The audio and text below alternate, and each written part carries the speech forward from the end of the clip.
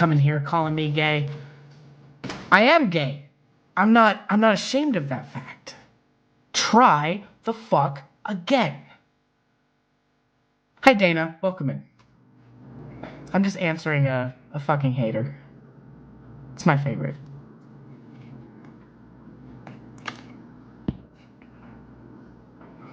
Hi Mika, good to see you and your beautiful face in my chat. Welcome in. I love this song. I love this song because of that connotation. Like, please, think of me as a monster. I'm not going anywhere. Please envision me in your nightmares. You're gay. Shocker. Such a shocker. Right, Devin?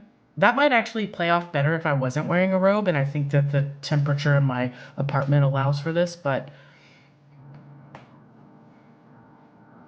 so gay.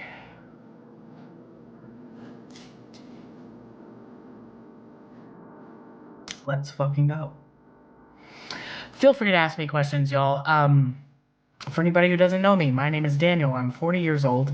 I am a transgender man, and I answer questions about gender, sexuality, and polyamory here on my live streams. I also happen to be a professional theater artist, so you can ask me about my current show. You can ask me about shows that I've done in the past.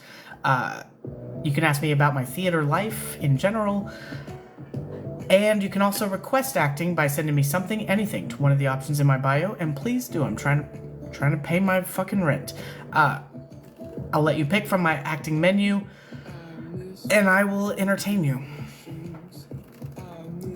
Otherwise, questions, comments, here for it. Hi, it's me. Welcome in. Good to see you.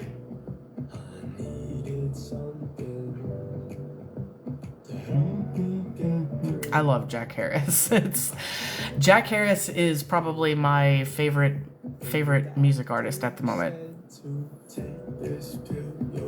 I just love almost every song. It obviously isn't every song. Every artist has their like not so great songs, and then they have the best songs. So I will say Jack Harris, most of his songs I love. Thank you, Lauren, for the Daily Hurt Me. Excuse me.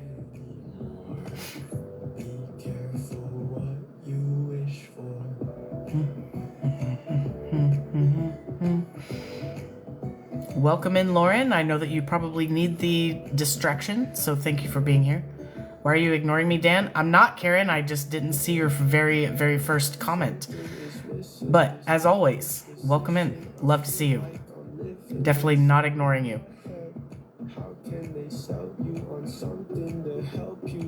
I do have a pre-order, kind of waiting to make sure that Terry is in the chat before I do it, though. Terry is the one who sent me something ahead of my live and said that she would love to see story cubes if I have the energy for it, but if I don't have the energy, then she would love to hear me sing something, but it's up to you guys what I sing. So that's kind of the terms. If she's here soon, I might be able to do the story cubes.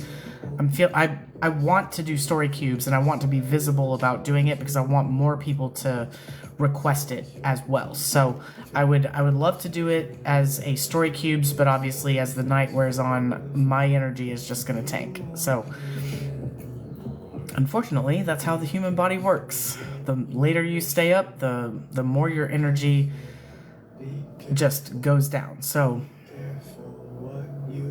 hopefully we will see Terry soon, and I can do a round of story cubes. That is my goal. In the meantime, if any of you want to send me something, anything, to my options in my bio, I would gladly let you pick something from my acting menu. Also, please request Daryl while you can, because the wig is about to be out of commission because it's being used in the Christmas musical that I'm stage managing. So Daryl is not going to be an option for much longer. It'll be temporary. It'll only be while this Christmas musical is happening that Daryl's wig lives at the theater. But once it's over, he will come back. But if you would like to see Daryl as a character that I do, you may want to request him within the next week or so, because the wig is going to have to go live at the theater soon because the actor needs to practice putting it on and taking it off quickly. So I'm going to have to take that soon.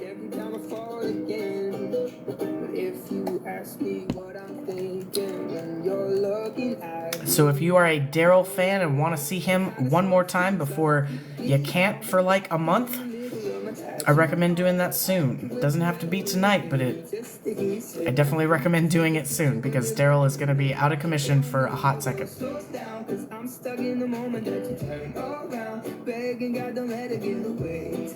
Welcome in, everyone. We've got 66 people sitting here. I thought I saw where it got almost up to 80, but now it's dropped again. So definitely tap the screen, share the live, interact by dropping comments.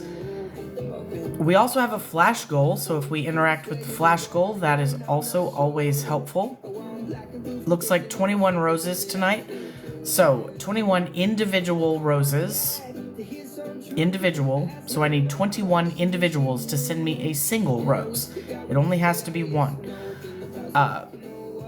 But I also have a live gifting goal tonight. I think it's the masquerade. Basically, it puts a mask on my face, and I think it's hella cool. Thank y'all so much for the roses already. Hi, Caitlin. Welcome in. Good to see you. Hi, Lori. Welcome in. Always a pleasure. I can't tap. I'm driving the forklift, but I'm here. That's okay.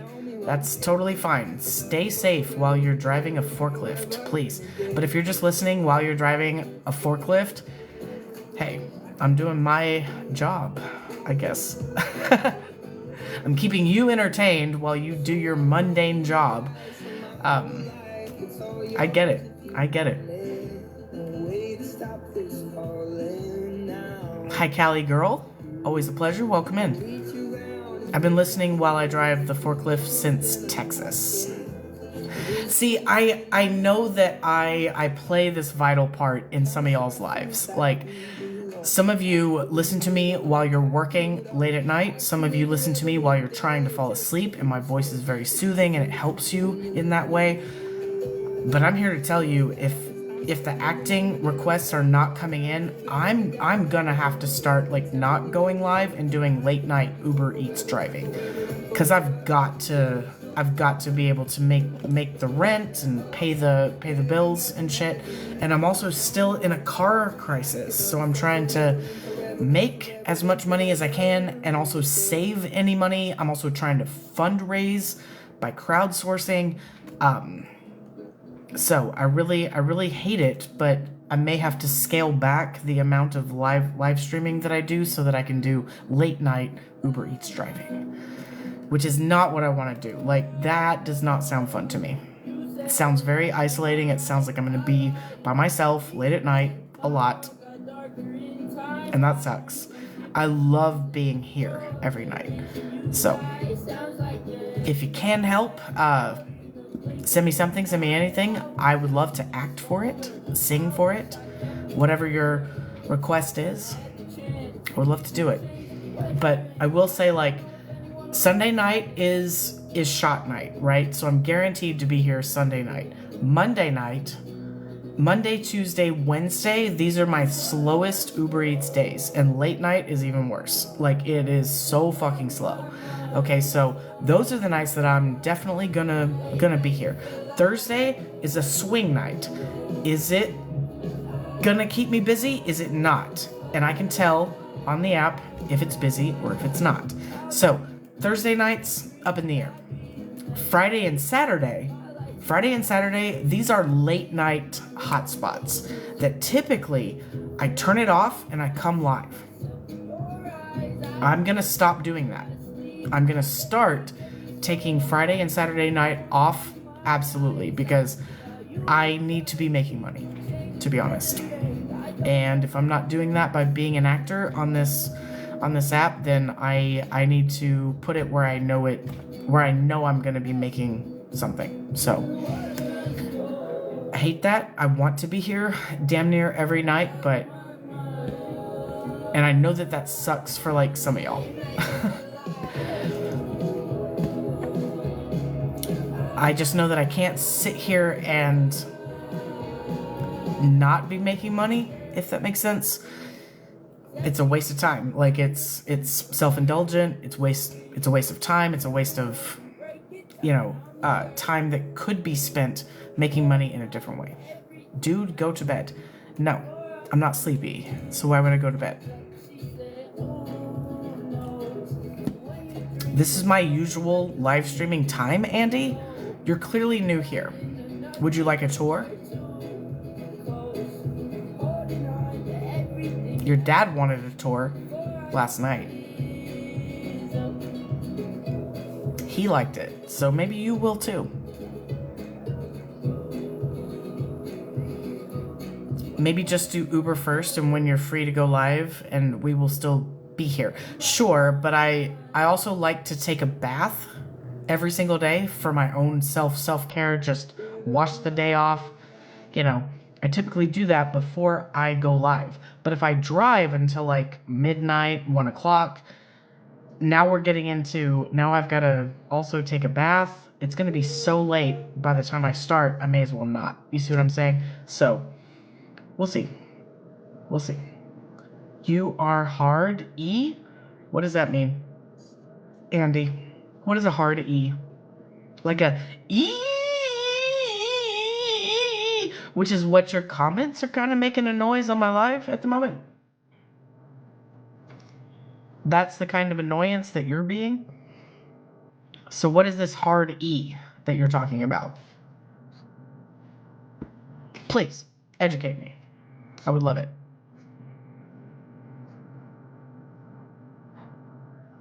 I do love a good troll. Thank you, mods, for knowing when to leave a troll and when to just absolutely take them out. So far, I'm still playing with this person, so let him go. Hi, Rustina. Welcome in. And thank you for the compliment, saying that I'm handsome. Thank you. Maybe she meant Hardee's, like the burger chain that's overpriced. Maybe.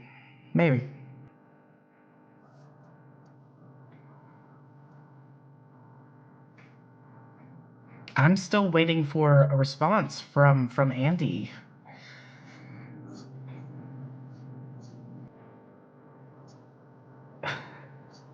I'm sorry. The very last comment was, "You are hard E." I don't know what that means. See, I know American things. Yes, you do, Amika. Yes. Hardee's and Carl's Jr., those are both kind of the same thing, just different titles for the same exact company. Here, it's Carl's Jr. Back in Texas, it was Carl's Jr. Now, if you go more east, it becomes Hardee's. It's called Hardee's. So, but it's the exact same font, just a different name, but it's the exact same menu. So,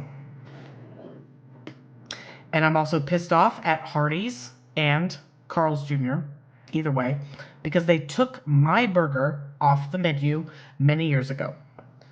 I loved the portobello mushroom burger at Carl's Jr. That's what I got every single fucking time, and as soon as they took it off of the menu, I no longer want to eat there. So, I could have been you for Halloween, for real. Yeah, because you're stealing my image and putting it as your profile picture? Is that why? I do love when people do that. It just means that you're like a super fan. You're obsessed. Thank you for the boost in confidence and ego. Thank you. Stop, I thought I looked handsome. You do, friend. You do, because your profile picture is literally me, and that's handsome. So, please, you are my biggest fan. Yeah, I had someone do that the other night. Yeah, it definitely happens. People love to steal my image. They make accounts about me. They make profiles that have my picture as the profile picture. Ways that you know that you're famous. Thank you. Thank you for boosting my confidence. I'm not mad about it. Please. Sounds like a stalker, according to Will and Grace. You have to have a stalker. I mean, I've had many stalkers. Yeah. I've definitely had people who have been watching me and threatening my life, threatening my physical stance, like everything. So, I am not afraid. I'm not afraid of that shit. People are weird doing this. Oh, definitely. It's definitely weird ass behavior. But I take it as a confidence boost. I don't agree with some of this stuff, but God called me to love anyone, so I do. I love that stance. Cooked by Pablo. And if you have any questions, please feel free to ask, because I could absolutely argue that your God made people like me on purpose. I can absolutely argue that. Um, Even if you don't agree with it, there's a reason that we exist, I guess. Feel free to ask. I would love to have that conversation.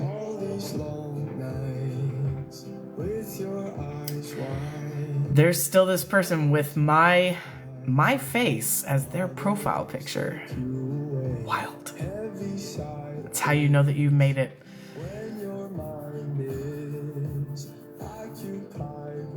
Send a single rose for the flash goal. Yes, there's not a lot of time left on the flash goal, so please go ahead and send it if you haven't. Yeah, everything has a purpose. I agree. Hi, Terry. Welcome in.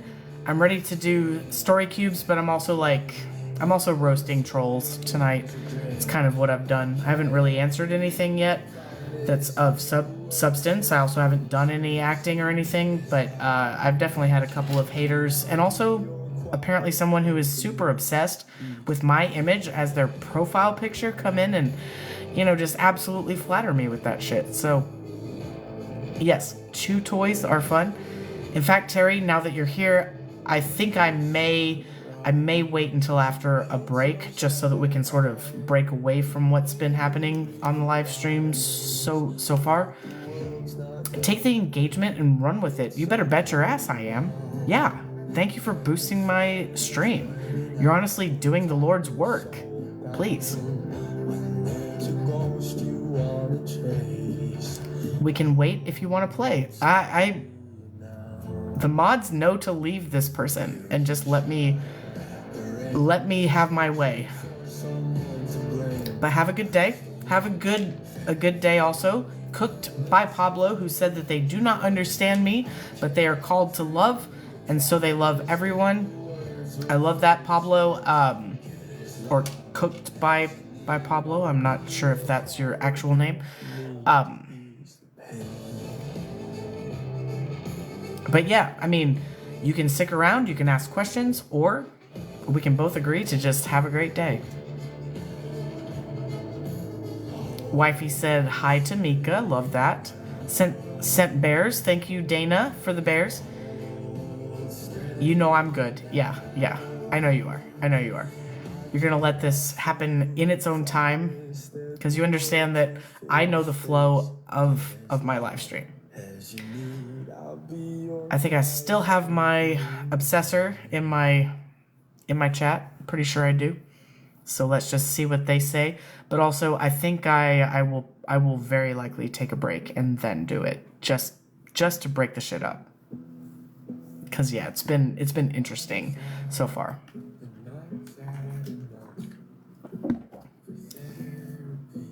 Is my number one fan still here? Do you have anything else to say? Like, you want to tell me how gorgeous I am? Go ahead and take a screenshot of this. Please. I'll hold it for you too. Please. Use that image. I expose myself. This is the real me. Well, welcome in. Why couldn't you just come in as yourself? Why did you have to be like that? I think that you're gorgeous. I like your bow. Like, the fuck? Why did you have to pretend to be me? That's wild. Like, why would you do that? That's my picture, Daniel. Exactly.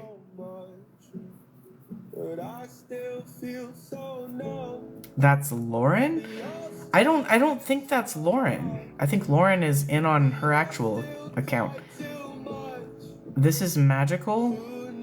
I mean, they kind of look like Lauren, but I don't think it's Lauren. My screenshot didn't work. You know I drool with that stretch. Well, Terry, just for you. Just for you. Are you ready? Are you ready to, like, hold down the proper buttons? Because I'll do it again. I'll do it again. And I'll hold it. Just for a second. Just for you. Hopefully everybody got the screenshot that they fucking wanted from that. So they stole my picture. I'm famous. Oh, I see, Lauren. I see. So they're actually stealing pictures from my followers now too. Nice. Nice. I guess you're famous now too, Lauren. Are you also famous? Are you piggybacking on my famous? Is that what's happening here? Wild. They said it's my truest form. You are not Lauren. You are not me either. Who are you? And honestly, you don't even have to say. I guess I'm using you for views, apparently. Apparently. How do you know that you've made it? People start impersonating you. This is not my first time that somebody has come into my chat with my picture as their profile picture. Like, this is probably the, I don't know, 20th time or something, like 20th, 30th time, something in that range. This happens a lot to me. So, it's not new, it's not original. And the fact that now you're fishing for pictures from my followers is also just very complimentary, not only to me but also to my followers. So it also feels a little bit pointed that it was Lauren. Feels a little bit pointed. Just run with it. It's goofy and flattering. I agree. It is fucking goofy and flattering. You are goofy and you are flattering me, so here we go. Keep it up. Keep it up. The engagement is amazing. I put Munchie on my profile. He's the famous one. Probably Terry. I want to know what I did to them, right? I do too. I always ask that. Like, why is somebody targeting me in this way? But also, over the years, and as many times as this has happened to me in exactly the same way, I also don't really give a shit, is what I've kind of come to find out. Like, I don't genuinely give a shit. Pretend to be me. It only tells me that I'm important to you. It only tells me that I am important to you, to your followers, to my followers even, and everybody loves it. Like, go ahead. Go ahead. You're not hurting me. I do think that it's a little bit weird that you're targeting my followers, and that's not consensual. And I can also recognize, like, how that might be weird to my followers, like Lauren, if that's happening, and how weird that feels the first time that it happens. My first time was probably 4 fucking years ago. Somebody used my image and I was like, what the fuck? So it's been happening for years for me, and I know how weird the first time can be. Let me just tell you, it's not the end of the world. This person is clearly unfucking hinged, and they're honestly making you famous. Let them. Let them. This is the very first time. It's so weird. Exactly, Lauren. I felt like it was weird the first time that someone did it to me too. So. But I'm laughing, so thanks. Tyrol? Wait. Thanks for the Distraction is what you were trying to say. Yes, people are so fucking strange, right? I did not mean to send the invitation. Paige, please don't accept. I will be taking a break soon, but I also only take up guests that I know, love, and trust. Also, didn't mean to send an invitation to either Mr. Zane or the Infidel. Weird fucking name there. Did not mean to send it. Please don't accept. I'm just trying to scroll, but I accidentally hit the invite because you are eligible to be a guest. So it's letting me know in the chat. But yeah, people are fucking out of their minds. It's wild. I have Devin ready to go for a break. I think I'm just about there. Your finger is tappy today.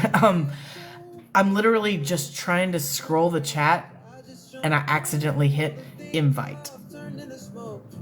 Let me actually take a screenshot of what this looks like so that y'all see.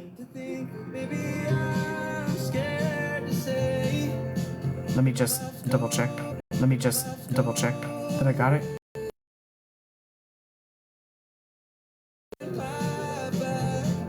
Okay. I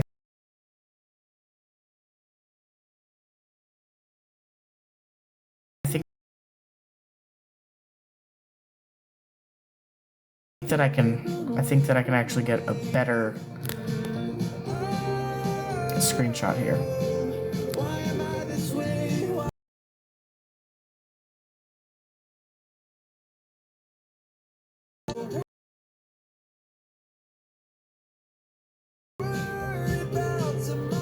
Okay, I got it. So that you can sort of see like how easy it is to be like scrolling and actually hit invite by accident. You're okay? No problem, thank you. Feel free to ask questions, everyone. I do feel like I need to pee. I do have story cubes that I would love to do after a break, so I think I'm gonna take one soon. But also, I am definitely open to questions. Thank you, Claire, for the daily heart me. You're amazing. And also, thank you, Auntie, for the daily heart me. Thank you, Katie, for all the likes on the live. I love this song, by the way. Why Am I This Way? I love this song. Where do you feel like life is leading you right now? Honestly, it's very uncertain, but I do know that I've got a solid base of community theater people that I'm working with. I think that life is sort of leading me towards becoming more of a staple within the community as a theater artist.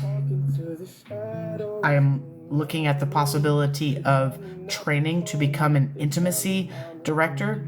I am also very much qualified to be a dialect coach, and so I think that my future holds that I will be marketing myself as a intimacy director and a dialect coach for the multiple theater companies in my area.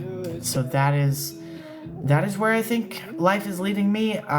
I'm also trying to become a substitute teacher in some hopes that maybe I can get back into education, but I don't think that that's going to happen because of the fascist regime. So, I might be a sub, but I don't think that I'll ever have my own classroom again. Why am I this way? I'm always asking that, Mika. Why am I this way? Yeah, story cubes. I do have a pre-order for story cubes, and that will be happening after my break, which I will take soon. Why am I this gay? Mika, I don't know, but I'm also this gay. And I question it every day. Why am I this gay? Why am I this gay?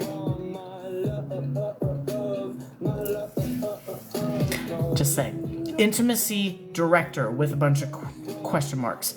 So there are moments in live theater where another actor had... Okay, so one actor and another actor have to engage in some level of intimacy, whether that is a hug, whether that is a kiss, or whether it is simulated sex on stage. Okay, so intimacy happens on stage. And in the past, previously, not fucking ideal, directors have simply directed this.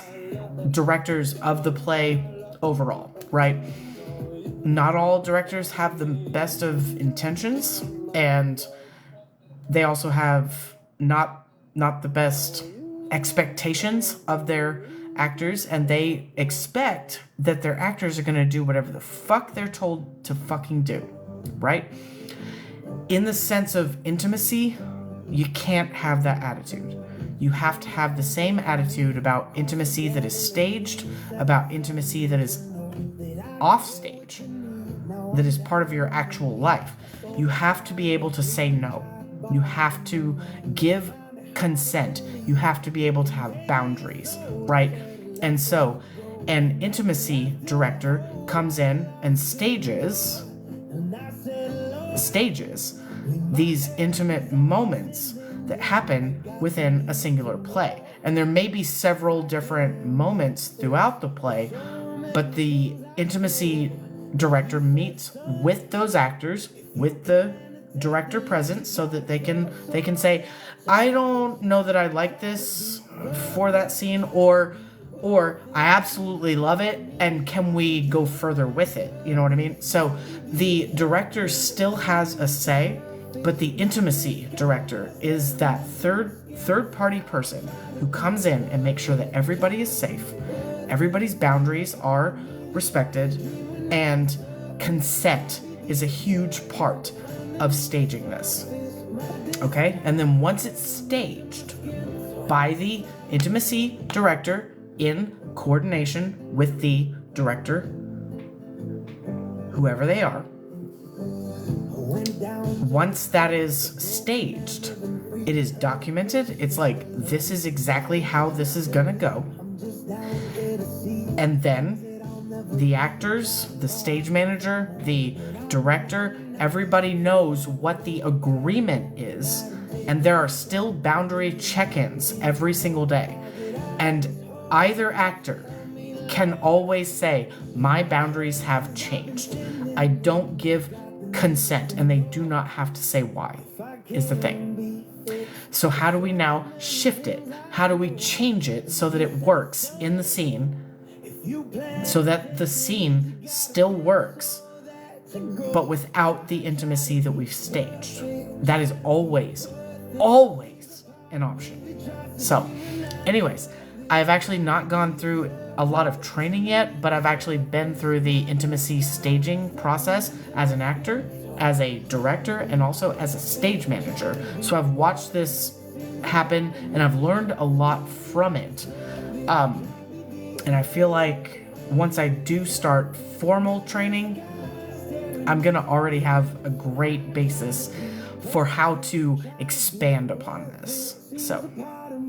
So that is what I mean by intimacy director. So basically somebody who comes in and stages the intimate moments between actors as their characters. What's an intimacy director? I just answered that. Let me know if you still have questions after my yapping about it. Have you considered applying at a theater school? I actually have a theater degree already.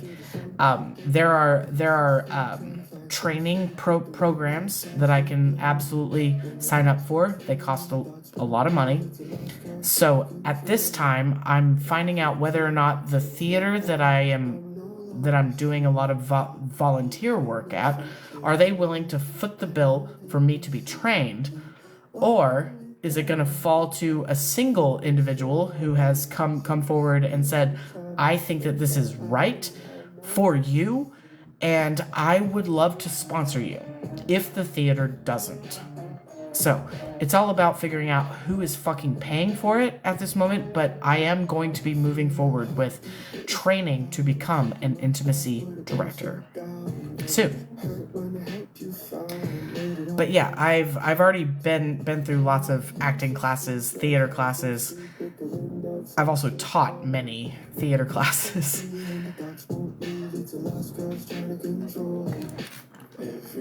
Intimacy director, thank you for explaining. That's very interesting. You're very welcome. Yeah. Previously, like I said, this has been handled by just the director, and there have been actors, especially actresses, especially women who are actors, right? They have been violated. They have been pushed into things that they didn't want to do, coerced even into shit that they didn't want to do. It was like, well, if you're not going to do what I'm asking you to, I will recast your role. You could not be the actor here. I could find somebody else who's willing to do it. You see what I'm saying? And that's not okay. That's not okay. That's not how this should fucking go. Intimate moments between characters on stage need to be carefully staged.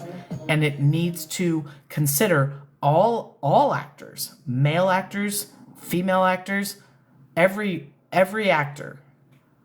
Every actor's boundaries need to be considered, and everyone needs the right to say no as a complete sentence. I already know that I have the basis for this training, simply because I can talk about it in the way that I already can. But yeah, like, we have got to do better than what we've done in the past. Alexa, play Right Behind You by Jack Harris. Right Behind You, Run Away. I'm going to try to get some sleep. On Amazon Music. Night night. Have a good night, Lauren. If you can get some sleep, absolutely get that rest. I'm thinking about you, friend. I know you're going through it. Sometimes if someone is having a bad day, their boundaries change too. It's important to be flexible. Exactly. And that is a huge part of intimacy direction, is making sure that everybody knows the boundaries may change by the day. Just because we stage it a certain way doesn't mean that somebody's not going to be completely comfortable every single day of this. And we have to be flexible. We have to be.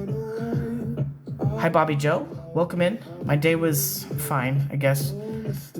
I'm still in the same situation that I've been in, but, you know, I'm doing theater, I'm working, and I'm trying to fundraise so that I can fix my car problem. Not to make that the focus, but it is definitely something that I'm dealing with, and I'm stressed by. I'm new, meaning to the casting couch? What do you mean casting couch? I don't have a casting couch. I don't know what you mean by that. Casting couch is actually a reference to Korn, for everybody who is maybe not catching that reference. I'm being accused of something here, inadvertently. So I'm just gonna call it out for what it is. Important position. Didn't realize that type of mistreatment can happen. Oh, it absolutely can, and it absolutely has, is the problem, and that's why intimacy directors exist now. This is a very new concept within the last 10 years. So, intimacy directors did not exist 10 years ago. They did not. So, kind of, while I'm new to it, there are certainly people who are more expert on it, but I'll be looking at training to be one soon. And I think that I am uniquely positioned as a trans person to be an intimacy director. Here's why. It's because SA is typically perpetrated by men, right? And so SA in a theater situation is typically perpetrated by male directors and also by male actors onto female actors, especially when it comes to intimacy scenes. Okay? So just knowing that, right? As a trans man, I feel like I am uniquely positioned to address both men and women when it comes to intimacy. Here's why. Okay? Are we following? I am a man. I am a man, yes. But I also have 30 years of female lived experience. So, I can relate to the women, but I can also relate to the men. In the sense that men listen to other men before they listen to women. And typically, intimacy directors, it doesn't mean all, it just means typically. Typically, intimacy directors are women. That is who is dominating this field. It's women who are standing up for other women, and I think that that's fucking wonderful. But they're also experiencing pushback from the male actors and the male directors. I wonder why, right? So, being that I'm a man with female lived experience, what I plan, and maybe this will change once I start my training, but I'm pretty sure what I'm gonna need to fucking do is actually have a separate meeting with ladies, the actresses, and I'm gonna have to have a separate meeting with the men, the actors. In my meeting with the ladies, I will out myself. I will say, listen, ladies, I know that I'm a man, and I know that that can be scary, because men can be scary. But please know, I am a transgender man. I have 30 years of female lived experience. I know what you're facing. I know the threats that you are almost expecting, right?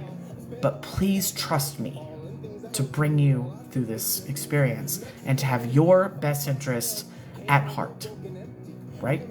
Now, my meeting with the men is going to look a lot different. I'm actually not going to out myself. I'm actually going to be like, bro, let's sit down. Let's talk about how we as men need to do better by women in our lives and by the women that we are sharing the fucking stage with. So let's talk about that, and I never tell them that I'm trans, but I tell the ladies that I am. Now we've got a mixed room. We have a mixed room of men who trust me simply because I'm a man, and we also have women who trust me because they know that I came from the background that I do. This is what makes me uniquely positioned to do this. And yeah, I would love to be that person. I'm so fucking ready. I'm so ready. I just need to figure out who is paying for my training. I can't pay for it, but I know that I'm going to be good at it. So, whoever sponsors me, it will be money well spent, because I'm going to make a huge fucking difference in the theater world. I know that I am. I just need the financing.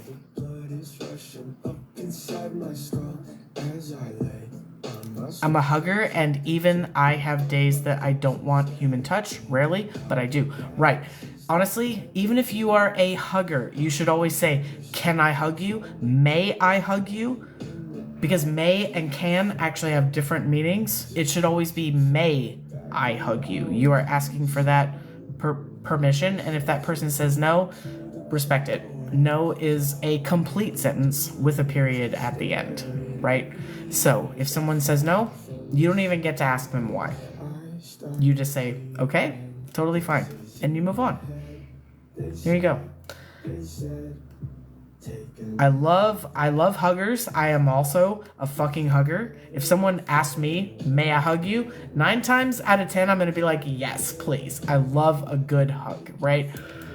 But not everyone is like that. And if someone is not like that, you don't get to ask them why. You just simply have to respect that they said no. You know?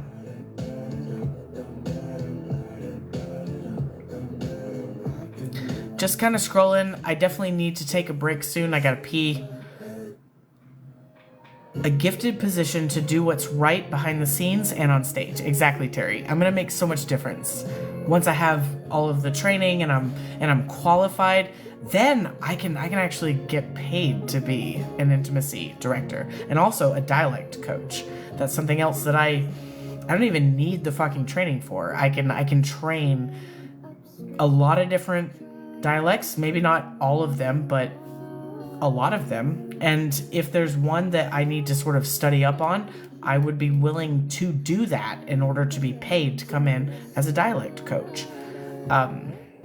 So I do think that marketing myself as a intimacy director and dialect coach is in my future. There is already someone in my area who is marketing herself as a fight choreographer, which she is excellent, and an intimacy director. She's kind of my only competition, really, at the moment.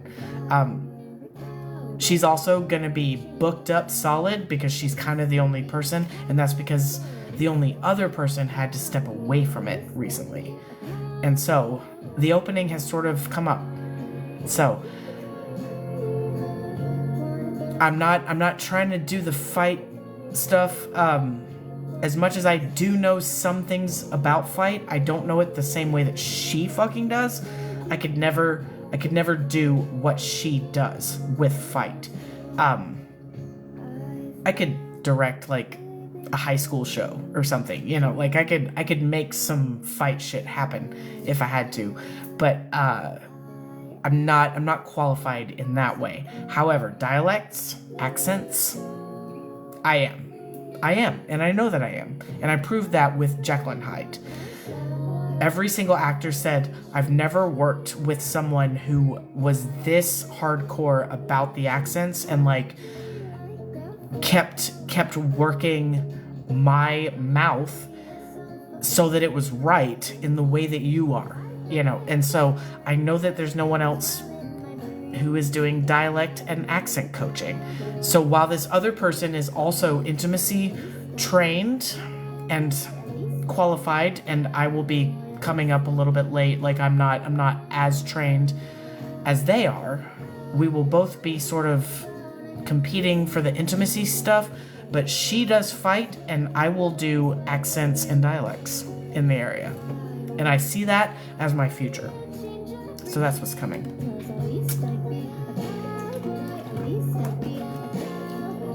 Who is that actor who went to jail over all this because he was taking advantage of women? I'm not sure. There's probably actually lots of them, which sucks. I'm just not sure which one you're talking about. And that's why we need intimacy directors.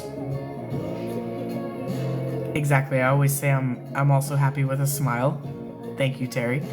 Consent is key. Exactly. Consent is absolutely key. And like part of this intimacy direction is making sure that everybody understands it is okay to say no. And even like walking them through exercises where they practice saying no. Because a lot of people think that they have to say yes. If they want to keep their role, then they have to say yes. If they want their director to be happy, then they have to say yes. No, you never have to say yes. You can say no, so let's practice doing that. And that's kind of the point of the exercise. I've already directed this exercise once, and it was based upon like watching another intimacy director that I know, love, trust, and respect. I've learned a lot from her. She's actually the one who has had to step back and not do this work as much. But it's also leaving the theater community in my area without an intimacy director, and this is why I'm interested in getting trained and getting into that work. So, Bill Cosby is definitely an actor who was accused of that. There are so many, though. There are so many. Let me get a guest up in my box. I'm ready to take a break, I think. And then when I come back, I'm going to do a round of story cubes for Terry. Thank you so much, Terry, for the pre-order. I appreciate it. I just got to pee. I got to step outside. I think that we need to sort of break up the conversation and then go into story cubes after a break. You're very welcome. Yes. Thank you. Thank you, Terry. I want to do story cubes even though the energy, like I am spent. I am spent all the time. However, I want to do story cubes because it's like if I do it, then I can say, if you love that, you can request this. You know what I mean? Singing is a little bit different, which is what you said for like low energy. What are story cubes? Callie girl, you are actually pointing out my exact point. Story cubes is a storytelling game. It's a dice game. This is the classic version, but it comes with all of these different dice with different pictures on them. And the point of the story, so like you can actually play this around a table with your family, friends as a game. Now how I use it, I actually have multiple versions of this game. So this is Story Cubes Voyages. I also have Story Cubes Actions, and I also have Story Cubes Actions in a older version, and I also have Story Cubes Max, which is basically the classic. Notice that both of them are orange. It's just Max are very large dice. The very first two were actually those that I'm not holding. These are packs that have been sent to me because I do this here. But basically, I'm gonna choose one die from each dice set. I'm gonna roll them together, two of them, two. Even though I've got three different sets, I'm gonna pick which set, right? And then I'm gonna roll those dice together. Those are gonna prompt a story. Once I start the story, based on those dice, you guys are actually gonna drop random words, random phrases into the chat, and it's up to me to work those words into the story and keep it making sense, keep it entertaining, all of that. This is improvised storytelling is what it is. So hopefully that helps to clear it up, and hopefully you stick around to see it. I am going to take a break before I do this though. So stick around. Hopefully you catch it. Callie girl. And anyone else who didn't know what it is. Terry said, I like pre-ordering because it gives you a chance to check and make sure you got it and read the note. Exactly. Thank you. Thank you, Terry. And honestly, what a generous contribution. Terry thinks that I am worth more than what most people tend to send me, which is like $5, maybe 10, maybe 15. She sends me more every single time that she asks for something, and it's because she thinks that I'm worth more than that. So I'll accept that as a compliment. Thank you, Terry. Thank you. But also, you can request story cubes and also other things from my acting menu. I do have an entire menu. Notice that story cubes is actually at the top of the menu. Improv monologue, that's a little bit different. A challenge monologue, it's basically this, but with a challenge. Character monologue, it's basically this, but as one of my characters that I have wigs and costume pieces for. I keep touching it. A character battle is when one of my 8 characters battles another live streamer. So we are battling, but I'm doing it as the character. Lyric monologue, you can send me a music artist and song title, and I will do it as a spoken monologue. Gift monologue is actually very much like challenge monologue, except for that you're sending me gifts and I have to work the gift into the monologue. Musical karaoke. You're just asking me to sing. I sing from musicals when I sing. So if you would like to see something, send me anything to one of the options in my bio. I'll be happy to do that. I do have a live restriction. What's it for? Oh, I see. For some reason, it thinks that I'm redirecting all of you to purchase something outside of this app, which I kind of am. I'm asking you to, support me as an actor. Send something, send anything to the options in my bio. I'll hook you up. I will entertain you. It isn't a product. It's actually entertainment, is what it is. But they can slap me with restrictions all they want. You are worth more. Thank you, Terry. Thank you so much. I think you're worth the world. I just don't have worth the world money. I get that, Cindy Lou. I don't either. So I get it. That happened to Rosh earlier. Yep. But yet it helps the app. I know. The more people engage here, the more people are wanting to see what I'm doing here. It makes sense, but because I'm directing you outside of the app, they're going to slap me with a restriction. And all I said was, send anything to one of the options in my bio, and you can select something from my menu. I word that very, very carefully, because I'm trying not to get that restriction, but here we are. Do I have a guest yet? I have one, I think.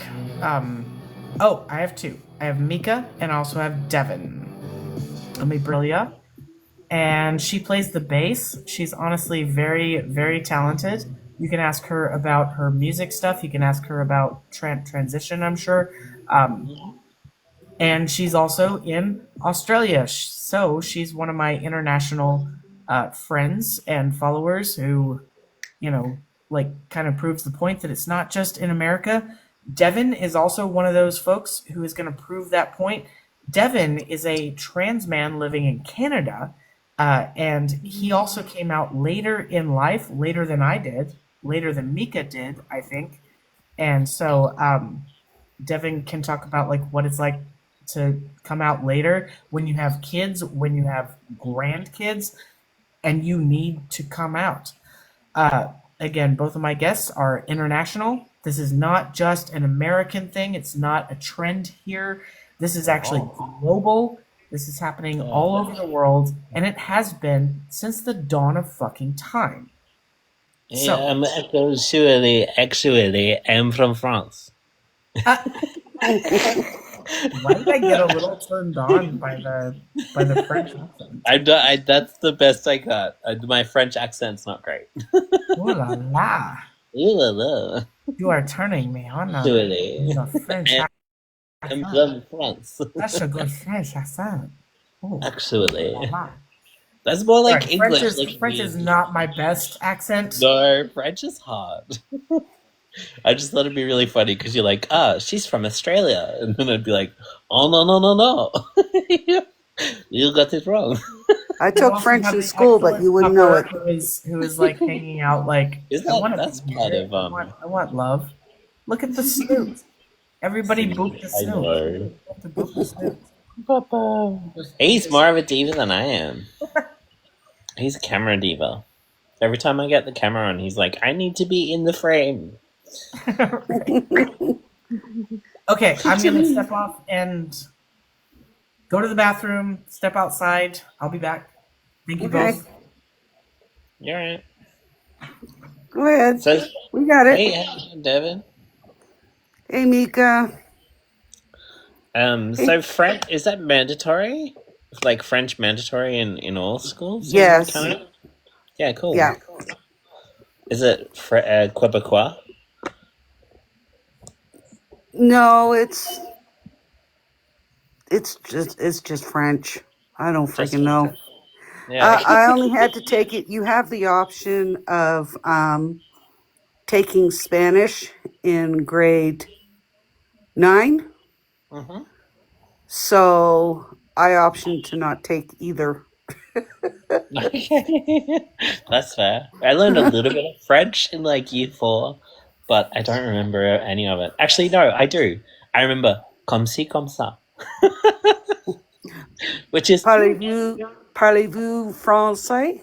Parlez-vous français? I remember.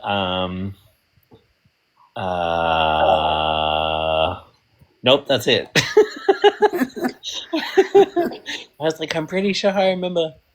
Comment t'appelles-tu? Maybe? That's French, isn't it? See-through plates? Yeah. Did you catch it? See-through plates? See-through plates. I think that's it. Oh Yeah, no. I didn't. My teacher was horrible. She used to call me stupid and Oh, that's all kinds of awful. stuff. So That's shocking. That's a terrible teacher. yeah, she was. She was a hag. Yeah. I don't Yeah. remember my French teacher in, I think it was, I want to say year three. Year two, year three, I don't know. It was early. Because I was at the public school. I hadn't moved over to the private school yet, so. I Yeah. went to this really small elementary school where there was only like 2 classes of each grade, Hmm. and they were small classes, right? And then when I was supposed to start junior high, my parents moved and I had to go to the uppity school. Hmm. And yeah, Snooty. it was very hard transition. Yeah. I only lasted 3 years there, and I went to vocational school Yeah. and finished out my high school there because yeah, I couldn't take it. Yeah, I went to snooty school.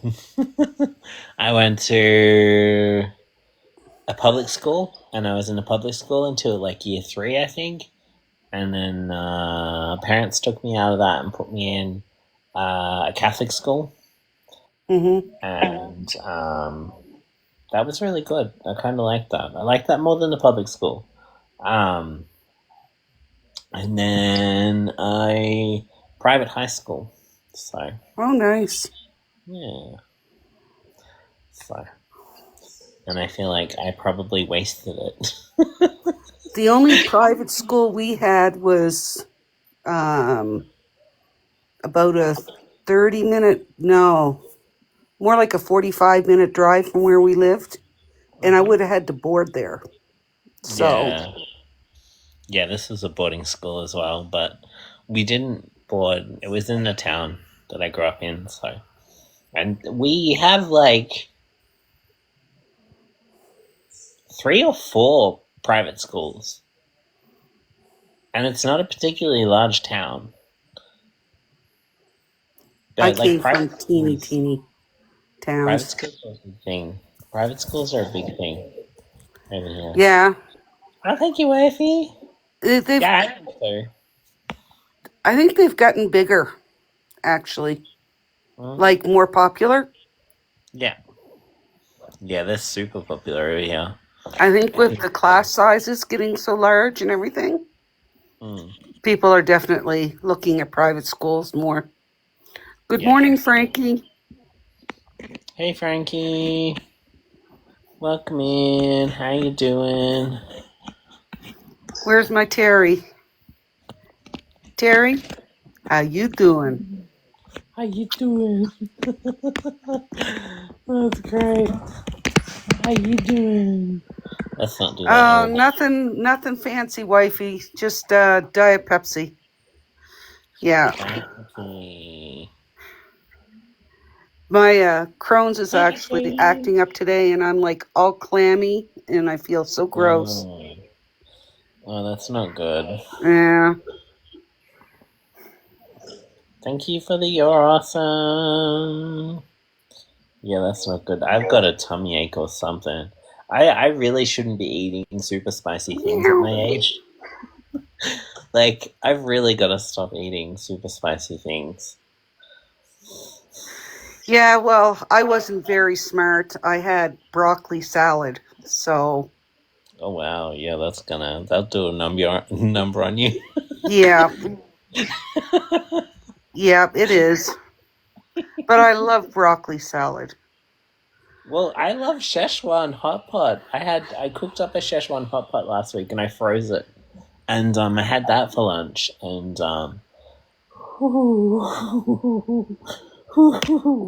Bad idea, huh? Yeah. Yeah. Just today. Not a good day to choose it. Some days are better than others, but today was not a good day to choose that. So yeah, I love spicy food too, but Bobby mostly, Joe? I don't know. yeah, I think Yes, I hi, don't know. Devin. Hi, Bobby Joe. I missed it. But that's the Yeah, only one I see. If there was more, you got filtered. yeah. And Terry's saying she's got a thing about Henry and cats. I look like I'm supposed to be in like a 80s like workout. You know, there's aerobics girls Nah, video. nah, Video. Yes. nah, you don't. Nah. That's what I feel Because like. I want to. they had the big hair, remember? That's The true. Yeah, big that's a good puffy point. hair with like Yeah, a yeah, ton of hairspray in it. yeah. Yeah, that's Yeah, true. I bought like 12 yeah. of these the other day. They're great. I like them so much. Oh, from Team U? Hmm. And they're good material. Yeah, it's not too bad. It's stretchy. Yeah, good. Pretty good. They're like $5 or something. I was like, sweet. Oh, And Bobby my Joe, you can't see anyone's comments. You might have to go out of the app and come back in. yeah, It sounds like a glitch that's definitely a glitch. for sure. TikTok's been a bit weird the last couple of days. Last couple days. Last couple of weeks. Yeah, Mm. Yeah. it's only going to get worse. I know. I've got a bad feeling about the future, but we shouldn't say too much. The Jane Fonda look, yeah, that's kind of what it is. That was the whole thing. I always think of Flashdance. Yeah. Hmm. I think I love that movie just for that scene. It's been so long since I've seen that. Yeah, me too. I have to rewatch it at some point. I was Have supposed to you watch. seen? Oh, go ahead. I've got my queer cinema club coming up on Thursday, and I haven't watched the movies for it, and I feel like I should probably neg out. It's terrible. Do you have certain ones you have to watch, or Hmm. Yeah, yeah? I could watch one of them. Um, so, but I don't know. Like, I don't know. I just they're all so super smart. They're also like they're all like authors and stuff. And I've had my stint in analyzing, you know, media. Like Mm-hmm. I used to write, I've written like I studied English at uni, but yeah, I don't know. I'm not as sharp as I once used to be. I read an article the other day actually that said that that COVID-19 did a number on people's IQs. It can reduce your Really did. IQ She scores. really did, actually. It Yeah. really, yeah, I've noticed. I've had COVID twice, and I'll tell you what, I'm nowhere near as sharp as I used to be. And I'm I've nowhere also near. never had it, but I can observe where this is happening. Yeah. Yeah, it's wild. Like, I think I'm a very small percentage of the world that has never had COVID-19. Not yeah, Mm-hmm. that's crazy. I don't want it. I know I'm No, gonna be you don't. very, very sick if I get it. So I've avoided it this entire time, but yeah, Yeah, there is definitely a cognitive decline. decline. Yeah, Yeah. that's something I've noticed, and it's something that's happened. Like it's something that happens naturally over time anyway. But I've noticed it started sooner. I'm nowhere near as intelligent as I used to be. Like, I'm still smart, but I am nowhere near as smart as I used to be. So, Well, that's crazy. that's scary. I'm like, can I sue someone over this? Like, I mean, was Are you thinking, sure a you're bad just number on a not, lot of people, you just so don't have the yeah. energy? I don't have the energy, but I've noticed in the last 3 or 4 years, my brain is not functioning like it used to. I'm not as witty. I'm not as sharp. I'm not as I struggle. I can write well. I can write well, but I have to think about it more than I used to. Like, I Mm-hmm. used to be able to just write, but now I've actually got to think about building sentences and stuff. It's wild. I That mean, maybe happens when you some of get that old. comes with age, like, Yeah, but no, but I get that. But this has happened in the last like 3 years, yeah, and it's I would a say that lot. COVID-19 very likely had a part to play. Yeah, like I said, I read a study the other day that said there's increased cognitive decline attached That's to wild. COVID. Yeah, You That's wild. said I have had it twice, like an awful head cold, and that's I think kind of the most common sort of way that people experience it. I know that if I get it, it's going to be a case of severe COVID because I already have respiratory issues, and it I affects the was respiratory system. Um, really I I should know probably that should have gone to if hospital. I get it, I would very likely end up in the hospital on a ventilator. Like it would not be good. So I've done everything in my power to avoid it for 5 years, and I've been, knock on wood, successful. So It was more than a head cold for me. I'll tell you what, I was the sickest I've ever been. The first time wasn't too bad. And I was living at home, so I had my parents supporting me and helping me, which was good. But the second time, I was on my own, and it was just awful. Like, I was bedridden for like 8 days straight, and I was so unwell. Stacy Jordan is saying I have severe asthma. I got it twice and was fine. And Yeah. that is, I mean, Lucky. lucky because I also have asthma, and that's what puts me at risk for severe COVID.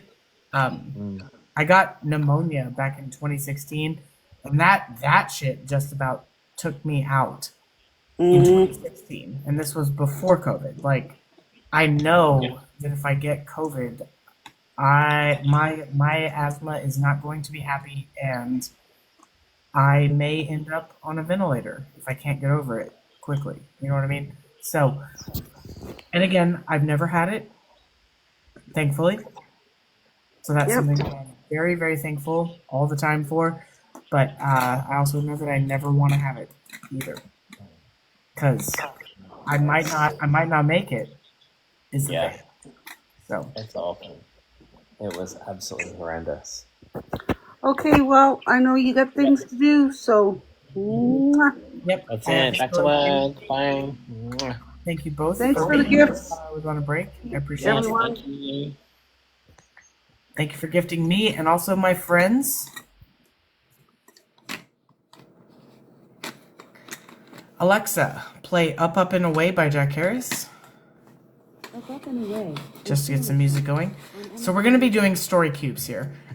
This was requested by Terry prior to my live. So she pre-requested. Okay? That is totally possible. You can absolutely send me something at any point and say, I want this on your next live stream. Okay? And I will wait for you to be there. I'm not going to do it without you not being there, right? Terry is here. Pretty sure that she'll chime in and say, yes, I am here. And we're going to do a round of story cubes. She actually gave me the out to say, if your energy is fucking low, go ahead and sing something instead. But you know what? I want the visibility of the improv acting. Even though, yes, I am low energy, like I'm not feeling my fucking greatest at the moment. I do feel like I can do this. So, I'm gonna do story cubes. For anybody who doesn't know what story cubes is, let's talk about it. Story cubes is a dice game. Let me just take the lid off the tin. It's a dice game. There are dice with pictures on every single one of these dice, and there are 6 sides to each dice, so there's lots that can be done here, right?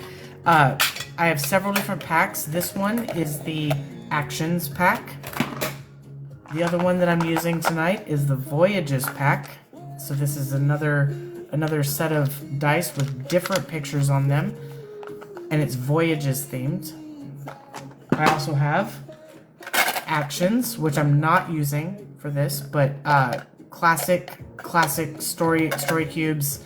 Again, this is a whole other set. I also have a much older version of Actions. This was actually the very first pack that I got ever. I didn't even know about story cubes as a game until I got this in my stocking as a stocking stuffer on Christmas morning. So, story cubes. It's the same thing as this, it's just a couple of the dice are a little bit different, but otherwise, pretty much the same. I also have Story Cubes Max. This was also a Christmas gift. This was gifted to me long before I started doing this on my streams. Story Cubes Max, notice that it's orange. It's because it's basically this fucking set.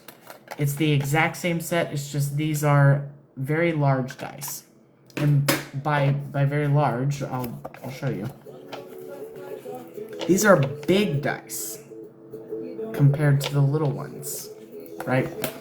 But it's the same exact set to this one. So, I actually have Story Cubes Classic, 2 different ways, big old dice and also little dice.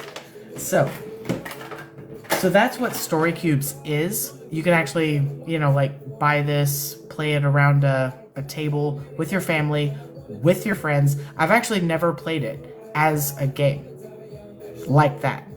I've only ever used it on my live streams, to be honest with you. The very first person who gave it to me in my stocking stuffer said, "You're a theater teacher, you might be able to use this in your classroom." I never did. I've only ever used it on my live streams. And I do see how I could use it in a classroom now, but I didn't entirely know how I might use it then. So, anyways, tonight we are using Voyages and also Actions. And the idea here is I'm going to pick randomly, right now, I'm just picking randomly one of these dice. The Voyages pack is very, very difficult because it's in a square box, so it's very hard to like mix it up, but I found one that I could pull. And now the Actions pack. I'll open that up. Basically, I'm pulling one from each pack.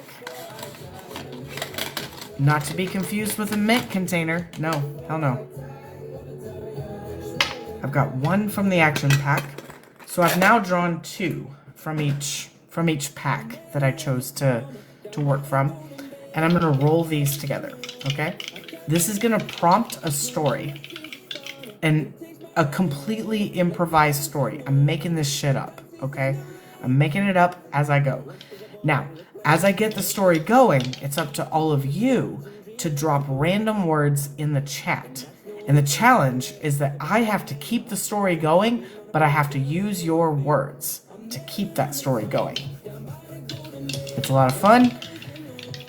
I swear to God, I am as seamless as I can possibly be about this, and a lot of people love it, so this is Story Cubes. Here we go. Let's roll these 2 dice together. Okay. Interesting. We got laughing and a map. Looks like laughing and a map. He's worth so much, but we're poor. I get that, Frankie. Yes. I'm good at what I do, but also not everybody has the money to put into it, and I completely get it. So thank you. Thank you to Terry for requesting this. Laughing and a map. Laughing and a map. What am I gonna do with this? Oh god. I simply need a couple of moments to think about it. Get somewhere to start, because honestly that's like all I have going into it is like how I'm starting. I never know how this is gonna go, and I never know how it's gonna finish until it's finished. So I will be just as surprised as the rest of you. Definitely start to drop those random words as I get into it. Just give me a second to think about it. Laughing and a map. I have an idea. And the number one rule in improv is be spontaneous. Go with whatever your very first gut reaction is to your prompts. Don't overthink this, right? So, I've got an idea. It's my gut reaction to what I'm seeing on these dice. So that's what I'm going to go with. Hopefully you love it. Give me just a second. We'll get started. All right, Alexa, stop.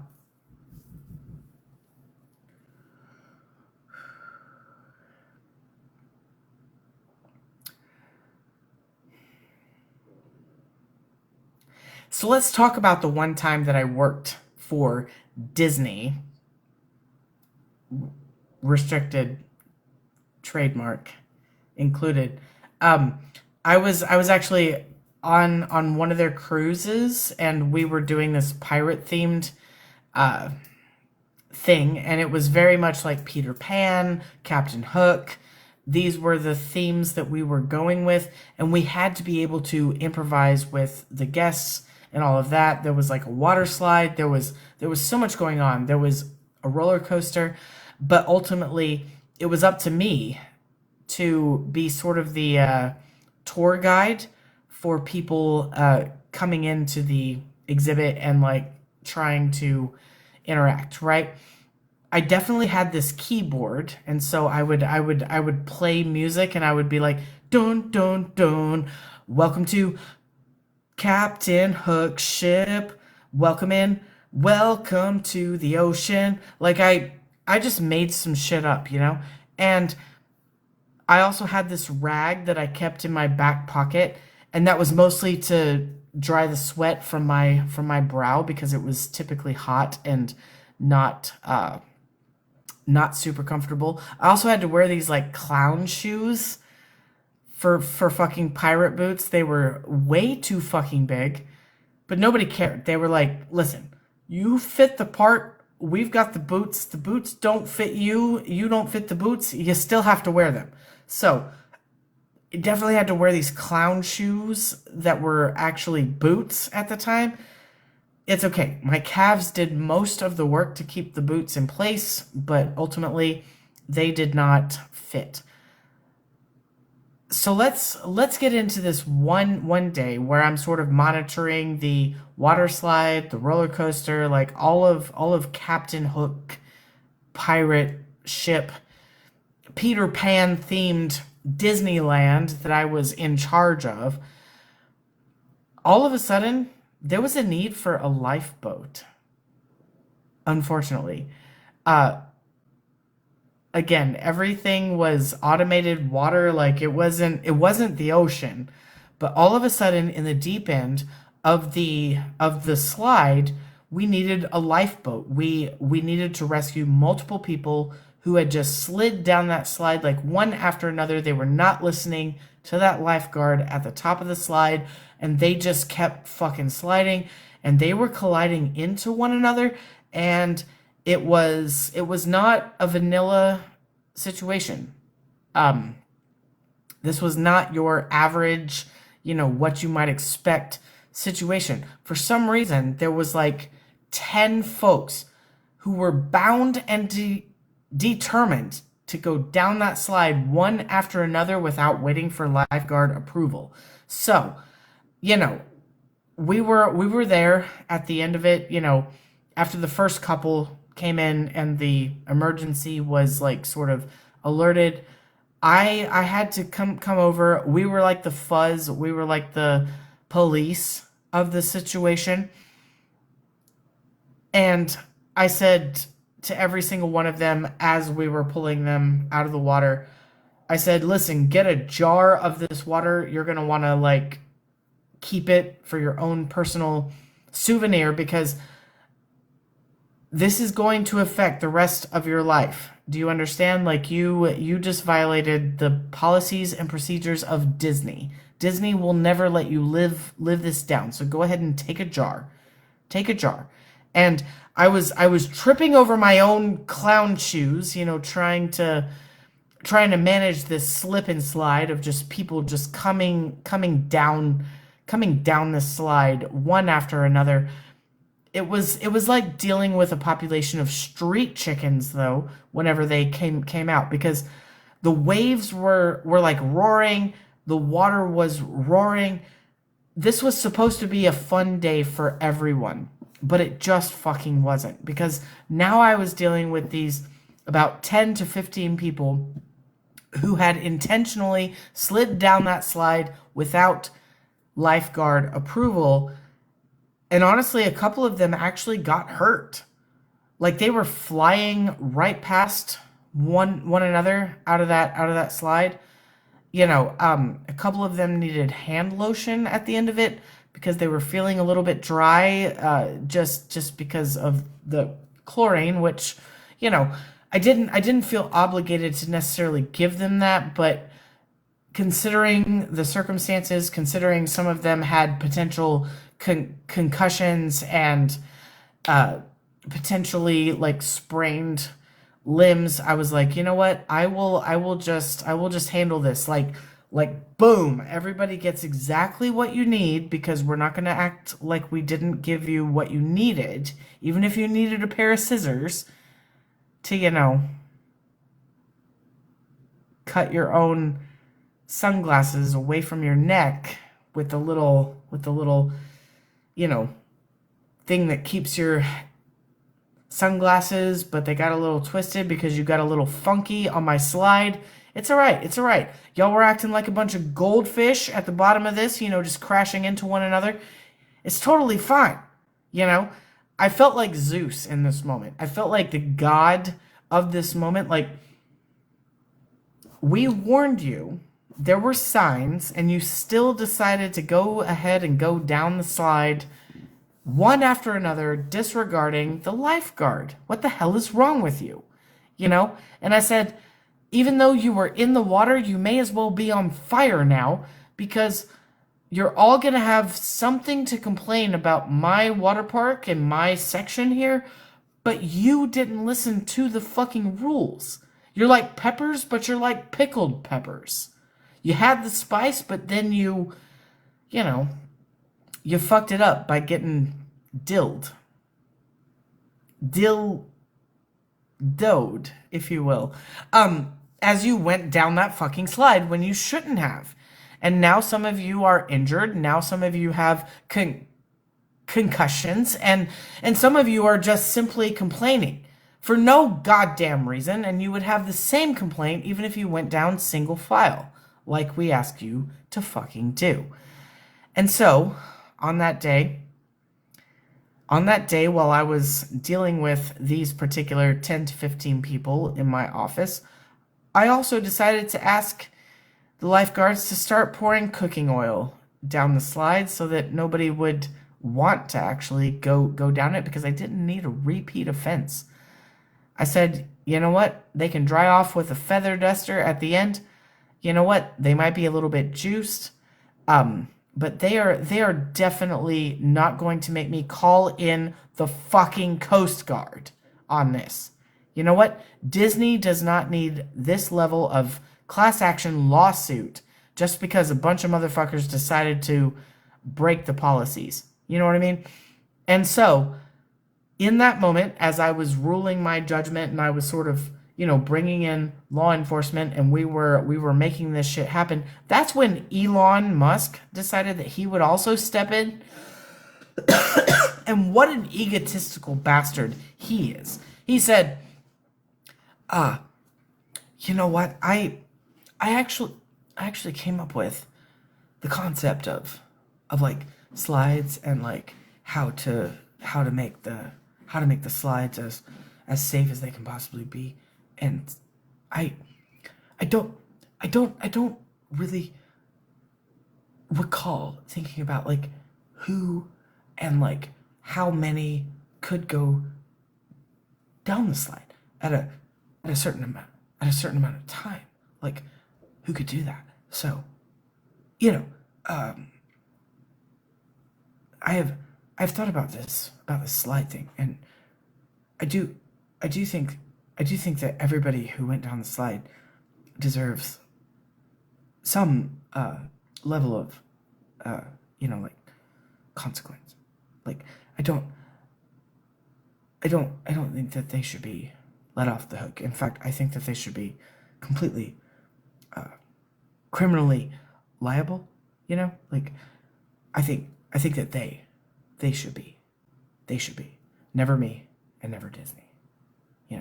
Because we are the masterminds, and nobody else deserves literally anything, if you ask me. And so that was what Mr. Elon Musk had to say about it.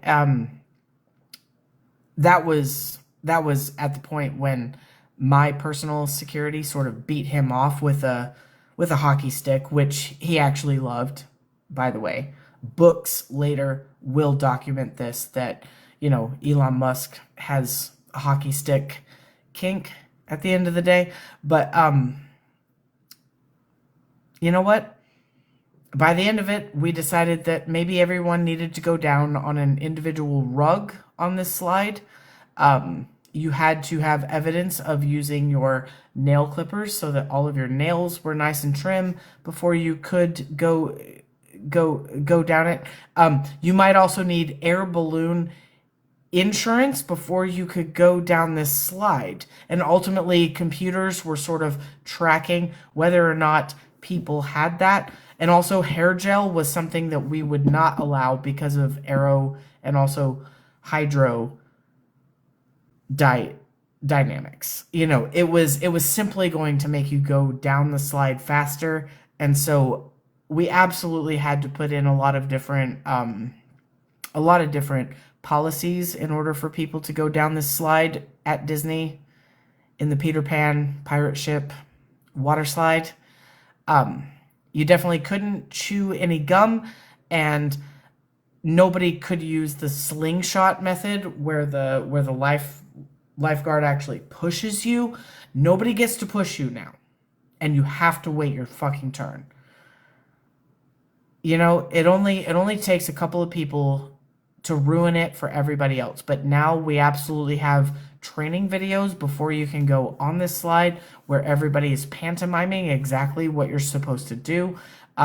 We also have a fire section for like what to do if there is a fire, even though this is a water slide. Like, we are super, super, super careful. We won't even let you on this slide if you have even the slightest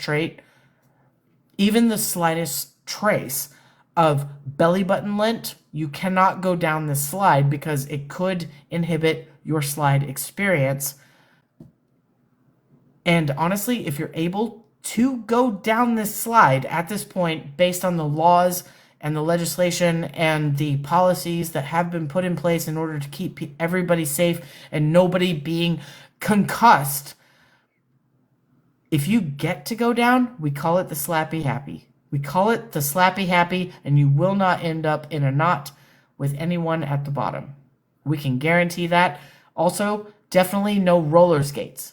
You cannot wear roller skates, clearly, on a water slide. So, also, if you're sneezing, you get turned away. If you have a net, you get turned away. This is not a fishing expedition. You may not. And honestly, if you don't like the policies, you're just a bunch of snowflakes, and you can get fucked because we're not getting sued. So, welcome to Disney. Welcome to the Peter Pan, Captain Hook pirate slide, where you may not use soap to make it extra slippery. You may not. There are so many regulations now. And you're lucky if you even get on this slide. You can bring a rubber ducky, but you have to hold it. You can't let it go. And of course, super glue, definitely outlawed. We want it to be a very smooth and not a sticky situation. So keep your super glue to yourself. The end. Let me know what you thought of that story by dropping purple hearts in the chat if you loved it. Also, you can drop literally any other comments. You can also drop like applause, laughing emojis, which I was getting throughout. Thank you so much. Terry apparently loved it, which is the most important because Terry requested it. So thank you, Terry. I loved it. Thank you, Jackie Robinson, for saying so. Thank you, Bobby. Thank you, Cindy. Thank you, Jackie, for the purple hearts. Thank you, Terry, and also Devin and Frankie for all of the purple hearts that have been dropped. Thank you so much. And if you would love to see more, send me something, send me anything to one of the options in my bio. I'll do it again. And again, I started with this. This is what prompted that. Now that I'm looking at it, I'm like, that's what prompted that. Laughing and also a pirate map, or like a map. It was just a map. But I took it in a completely different direction. Like, who knew? Who knew that it was going to go that way? But of course, the words that were dropped always direct the story. So, yeah. Also, my cat has joined my lap. We're welcoming Astrid to my lap. There she is. She's learning how to be a lap kitty. Yes. Precious. Hear the purrs? Do we hear the purrs? I'll let her settle into my lap. She doesn't have to be up where the camera can see her. Here we go. Settle in. Settle in. Alexa, play Up, and Away by Jack Harris. I know I start there a lot. Up and Away and similar songs. Astrid, yes. She's so beautiful. She is. She is. I'm going to put away my story cubes now. Daniel, I love when you act. You do fantastic. Thank you. Thank you, Jackie.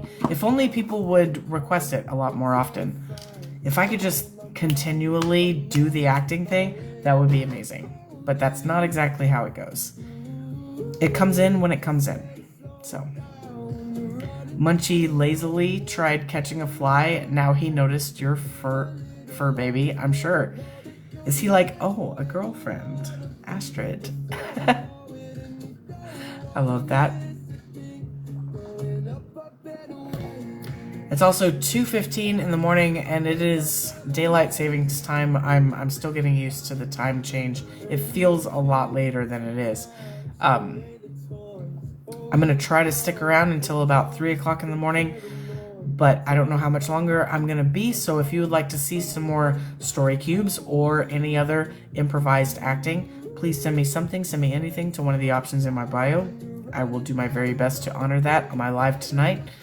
Honestly, though, if you wait too long, I may rain check you, which means that you have to come back in order to have it honored on a different live stream. But I will do my very best to not have to do that. Can't get used to the time change. Yeah, it feels so late. It feels like 3:15 in the morning when it's only 2:15 in the morning. I'm like, okay.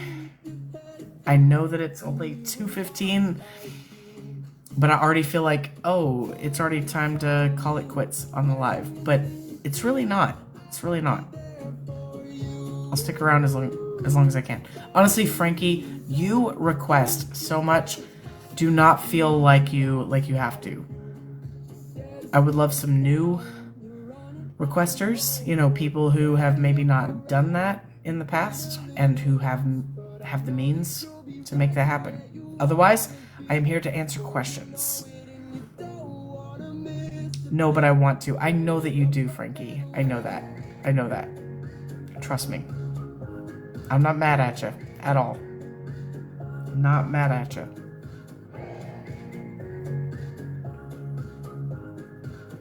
Trust me. I want to further other people's talent on this app all the time. I also want to help other people on this app all the time, and I know that I can't, and so I don't.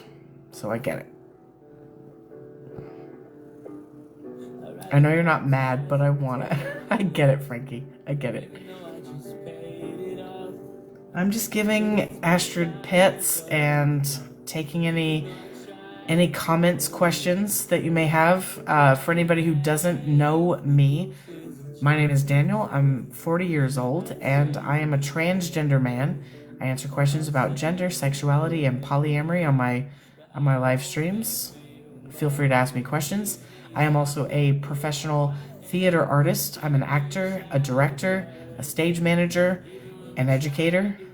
Those are kind of the 4 ways that I'm really active as a theater professional after getting my degree.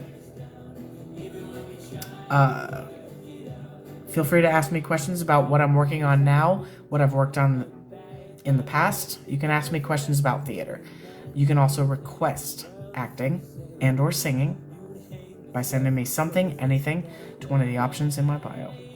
Do you feel differently since you turned 40? Not too much, other than just realizing, oh shit, I'm in my 40s now.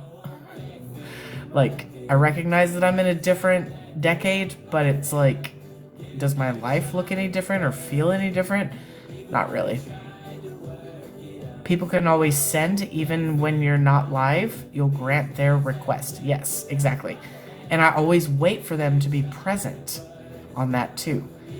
So like Terry sent this earlier, like prior to me going live, but I waited until Terry was actually in the chat until I did it. So I always wait. Geez, when I started watching you, you were 36. Cindy Lou has been watching me for a long fucking time. Drop those purple hearts if you have been watching me for years at this point, and you've kept up this entire time. Drop those purple hearts. That's wild to me. Especially because you have had to jump from account to account to account. Because this app fucking hates me. They will take me out. I will have to be on a different account eventually again. Look at all these purple hearts of people who have watched me for years, and maybe you've also jumped a bunch of accounts just to keep watching me. I love that.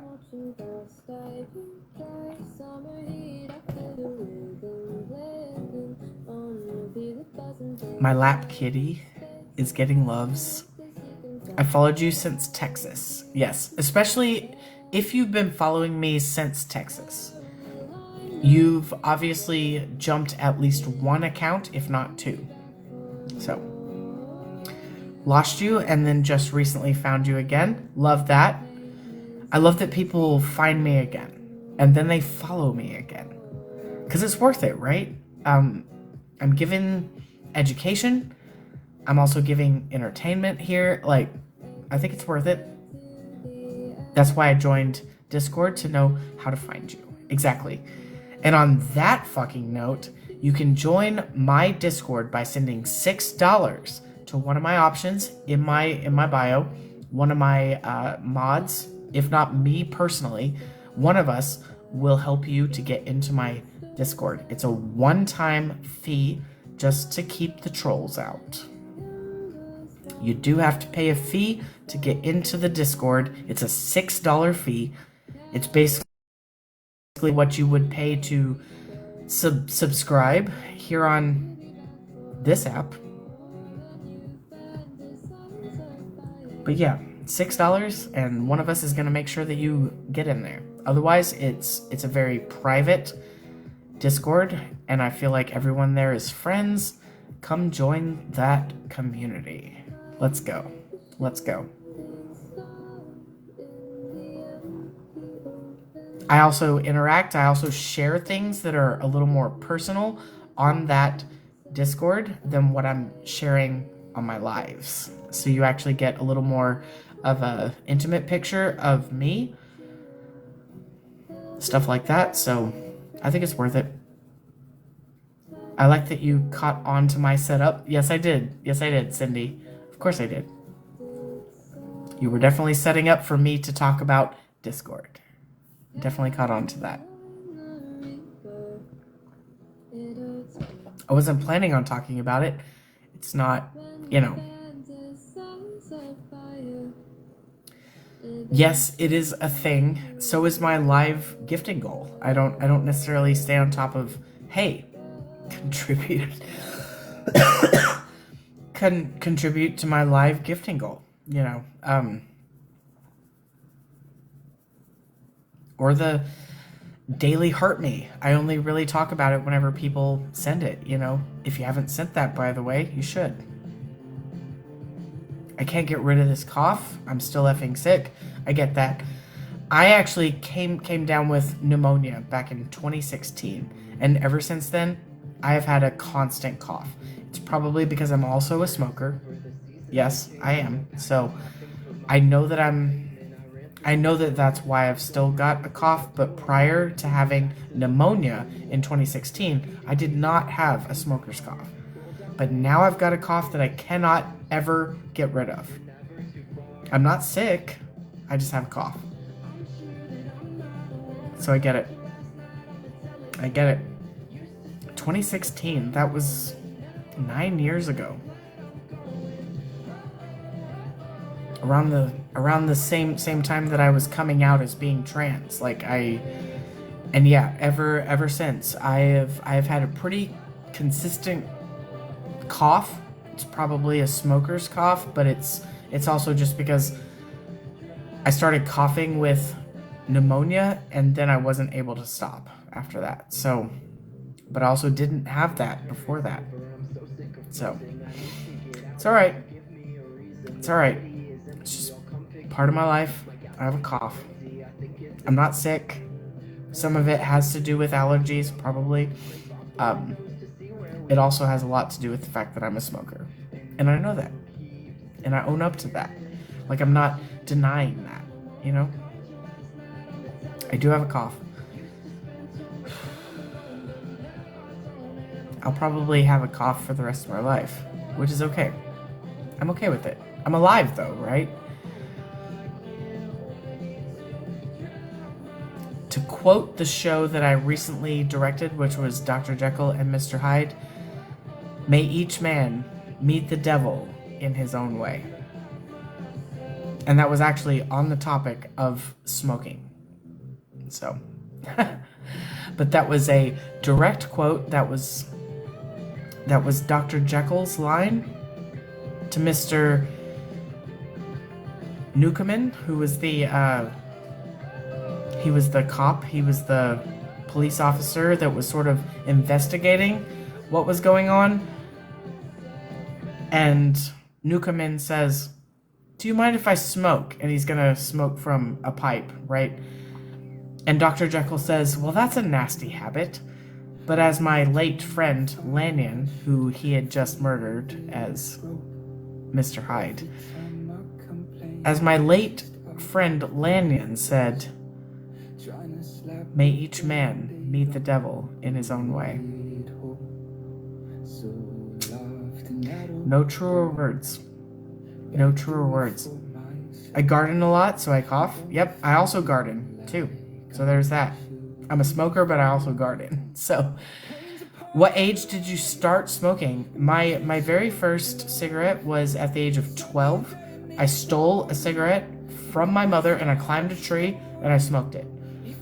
I coughed all the way through it, like, absolutely hated it, like, didn't touch it again after that. I was like, what the fuck? Until I was 17, and I was with my now ex-husband. We were dating at the time, like we were together. We didn't have kids yet or anything, but he was a smoker. So were both of our parents, like, we both came from smoking people, basically. And I decided, hey, let me have one of those. and I started smoking at the age of 17. I also became pregnant with my first child 2 months later. That's when I stopped smoking because of the pregnancy. But as soon as he was out of my body, guess what I picked up again? Smoking. Second child, I obviously gave it up again. As soon as that child wasn't a part of my body, let it up again, started smoking. I literally, third time around, same fucking story. I gave it up because there was a baby growing inside of me, and I wanted to be the best parent that I could be. But as soon as that child was no longer a part of my body, guess what I picked up again? Smoking. So, as long as it's just me, I'm probably gonna keep smoking. I know it's bad for me. I don't care, to be honest with you. I really fucking don't. I cared about the babies attached to me, but I did not care about myself, and I still don't. So, you can tell me you should stop smoking, Daniel. You should stop. Guess what? I don't fucking care. I'm gonna keep smoking. We're all going to unalive at some point, right? I'm not gonna spend the rest of the days that I have fighting this urge. I'm just not.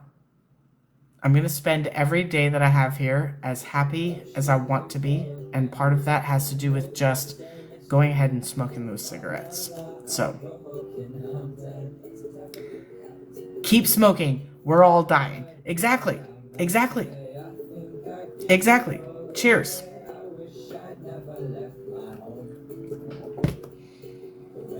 I'll also keep drinking. Because, yeah, I will very likely go out because of my lungs or my liver, either way, or a car accident, because I'm a driver for my job, so I drive a lot. Car accident is very fucking likely to take me out.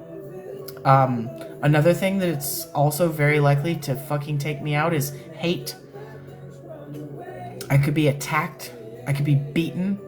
I could be shot. I could be taken out simply because I'm trans any fucking day. Do y'all see what I'm saying? I am not policing every single day on my habits. Okay? I am going to do what makes me happy every single day that I am given as a gift that I get to live. And as soon as I'm gone, hey, I don't really care how I went. But I lived 110% every fucking day. Please remember me in that way. I lived every single day 110%. 100% authentically me every single day. And I'm not trying to change me. I'm not trying to be someone different. I'm just trying to be me every day. I smoke cigarettes. I drink alcohol. I drive as a job. I'm also trans. I'm also queer. I'm gay as shit. Like, something along one of those lines is going to take me out. At some point. I don't know when. But you know what? I'm gonna continue to be me every single goddamn day.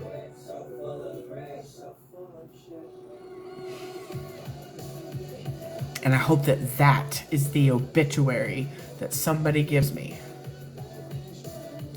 That I lived as me 100% every single goddamn day.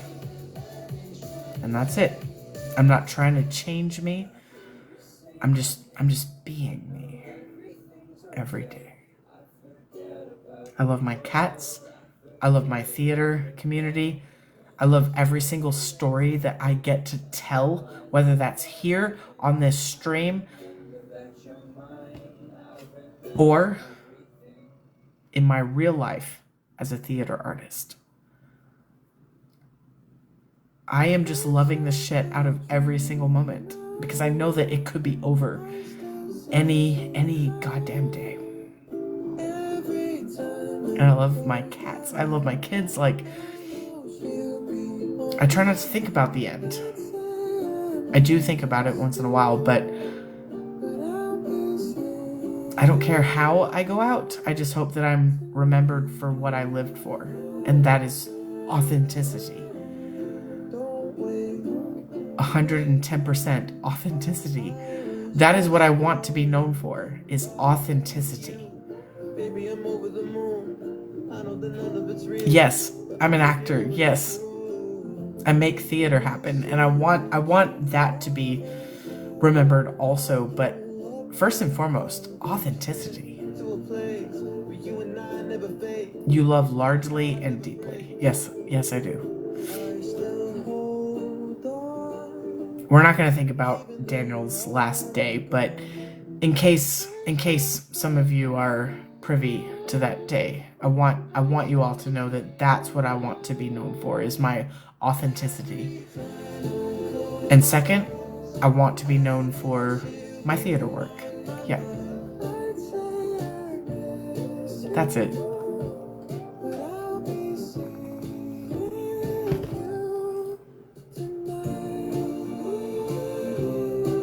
Authenticity is absolutely important. Yeah. We're all gonna exit. We're all going to unalive at some point, right? It doesn't matter how. I could, like I said, the likely culprits for my unaliving: lung issues, liver issues, car accident, hatred and bigotry. Hatred and bigotry should probably actually be first. We'll see.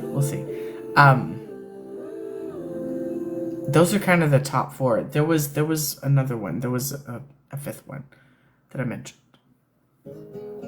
Anyways, point is, I already know the ways that I might get taken out. I'm okay with it. I'm okay with it any of those ways. I will just simply live every single day that I have authentically and beautifully, and trying to inspire others and making the difference that I can every single day. But when it's over, it's over. And I'm okay with that. At least I'm pretty sure that I'm okay with that. Like, I've grappled with it. You know, you're always authentic and never fake. Acting is a career that you love. Exactly. The only time that I'm faking is when I'm being a character. When I'm telling a story, when I'm acting, right? So that is fiction, otherwise known as fake. But when I'm not acting, I'm being completely real. All the time. All the time. 2:35. God, it feels so much later. Fuck this daylight savings time. My energy is just zapped. I would love to maybe take another break, take a breather, come back, do some more question answering. We're also getting kind of deep here. You definitely have inspired and made a huge difference in many lives. Yes, I have, Terry. I know that. I can't even tell you how many different lives I've made a difference in. We are talking about former students that I taught. We're also talking about TikTok people who follow me that I know about, but also the people who follow me here that I don't know about. We're also talking about people in my actual life that I both know about and that I also don't know about. I know that I've made a difference.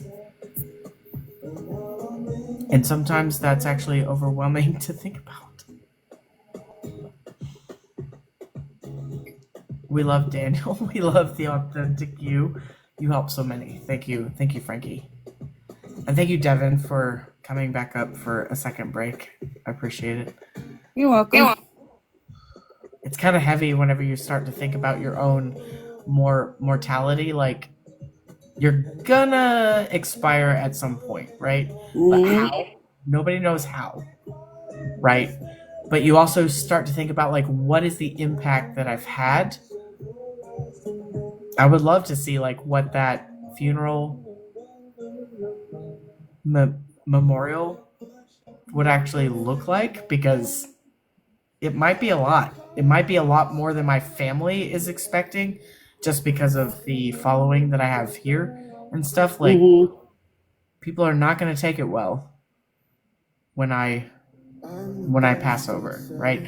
And maybe this is actually like 20 years down the road. Maybe I've got another 20 years, which would make me 60 if I make it another 20 years. Mm-hmm. How many more people am I actually going to rack up is kind of how I look at that. You know what I mean? Yeah. It could be a lot longer. Like, that's just 60, right? I could actually live another 40 years and be 80. Wild. Yeah. I mean, I'm 60 and I know. I have a hard time believing I'm 60. You know what I I have mean? a hard time believing that I'm 40, so I get it. Yeah. Yeah. It's like, how much more future do I have? How many more people am I going to touch and impact? And what is that memorial? What is that funeral going to look like? I won't know. I'll be dead. Yep. But I think it's going to be a lot more than my family is expecting. Either way, I think it's going to be a lot more than my family is expecting. Hopefully. Hopefully, yeah. And also, to those family members who would like to, like, bury me in a fucking dress with makeup on my face, Not happening. with a female name that has been dead for years at this point. At this point, it's been dead for almost a decade. I would love for my family to try to bury me in a dress under the wrong name whenever this fucking happens. How ridiculous would they look? With a beard on my fucking face? Right. Yeah. Trying to put some makeup on me with my bald ass head? Come on. Yeah. It's not going to go well if they try to do it that way. But also, there are so many people who would step in and say, not on my fucking watch. Yeah, well, your children to begin with.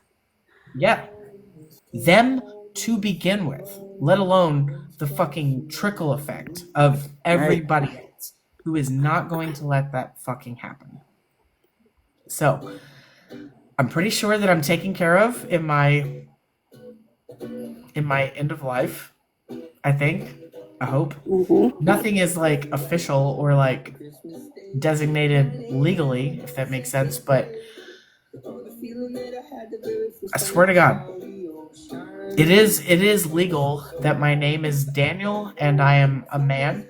That is all legal. So my death certificate has to have that information on it.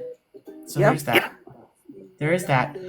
But what's going on my gravestone? What is being said at my funeral, at my memorial service, or whatever, at some point? Likely not soon, but eventually.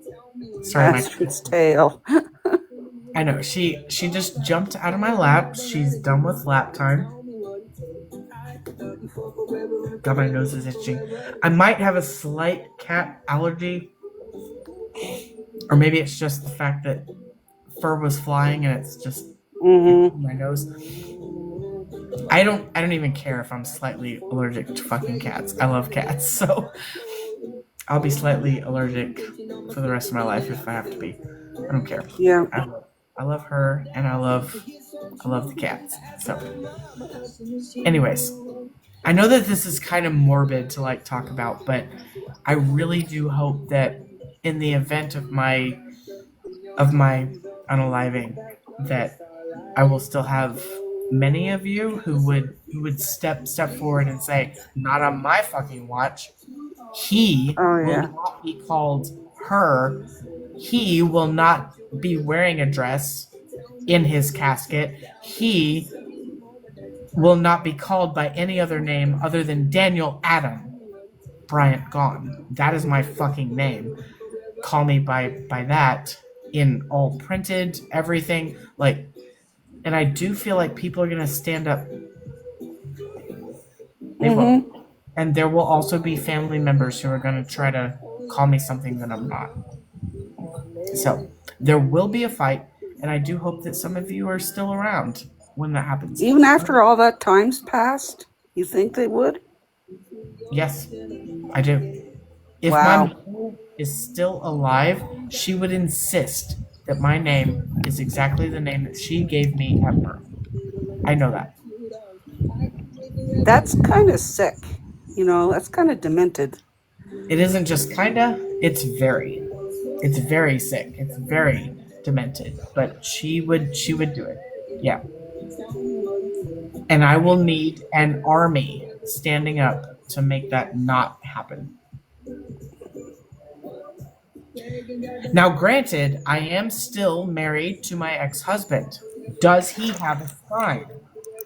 Is kind of the question, because he is actually the one who legally gets to decide shit about me in the Mm-hmm. event that I die, right? It's not actually my fucking mother, because I am legally married to my ex-husband. We never got a divorce. But he was also very supportive when I came out. He is still supportive, as far as I know. He has not misgendered me since I told him that I was a man. Hello, Astrid. Welcome to the show. Um, so I'm pretty sure that my ex-husband is actually gonna come in clutch and make sure that I'm taken care of if he's still around. He's also Right. he's also older than I am, so he might not be around when the time comes. It just really depends. Anyways, I know that this is morbid, but I may need people to step in. I may. We'd be there for you. Thank you. And I do feel like my ex-husband would also like. I feel like he Yeah. would make Between it. him and your children, Yeah, yeah. especially Kat and Corey. Kat and Corey. Yeah. Aiden, maybe not as much, but Kat and Corey, in conjunction with my ex-husband, e- even though we are not together, I feel like he would honor me in my death. You know what I mean? Like, I don't think that he would disrespect me in that way. You know what I mean? Yeah. Well, you guys really don't have ill will towards each other. You Not just in don't really that fucking communicate. way. No, no, not in that way. The only reason that I left him was because of his momentary choices that were child abuse choices, and I just couldn't stay with him after that. So I know that it changed everything for like both of us, but I don't think that he would disrespect me in my death, if that makes sense. And that's if Hmm. he's still around when that happens. It really all depends on which one of us goes first, doesn't it? Yeah. Well, I got a feeling you'll outlast. I probably will. My own biological father is sort of proof that I come from what I call cockroach genes. Like I will outlive anything, and it's because this fucking man has outlived everything. He's still fucking alive, even though he's lost his goddamn foot. He's been in multiple car accidents that were honestly his own fault because of driving under the influence of drugs and or alcohol. He's also lived a whole life of like drug and alcohol. I don't know, like he There is no reason that this man should still be alive, but he is Mm-hmm. what I'm saying. So I come from cockroach genes. I won't be here. I am the trash panda in the fucking dumpster. Oh, we lost Katie. We did. I haven't even taken my break yet. She might have just had bad reception. Maybe. Mm. Does your husband not have parents? It's so weird he lives with yours. Cindy Lou, I would say DM me about this because there is a lot more to this story, and I would love to share it, but I'm not going to share it publicly. Katie's back. Katie's back. Cindy Lou, Sorry, my internet's terrible. DM me. I feel like we have known each other long enough that I can share this with you. It's not something that I'm trying to make public though. Right. In the meantime, I need to pee and I need to step outside, and I'll be back to finish out the live after that.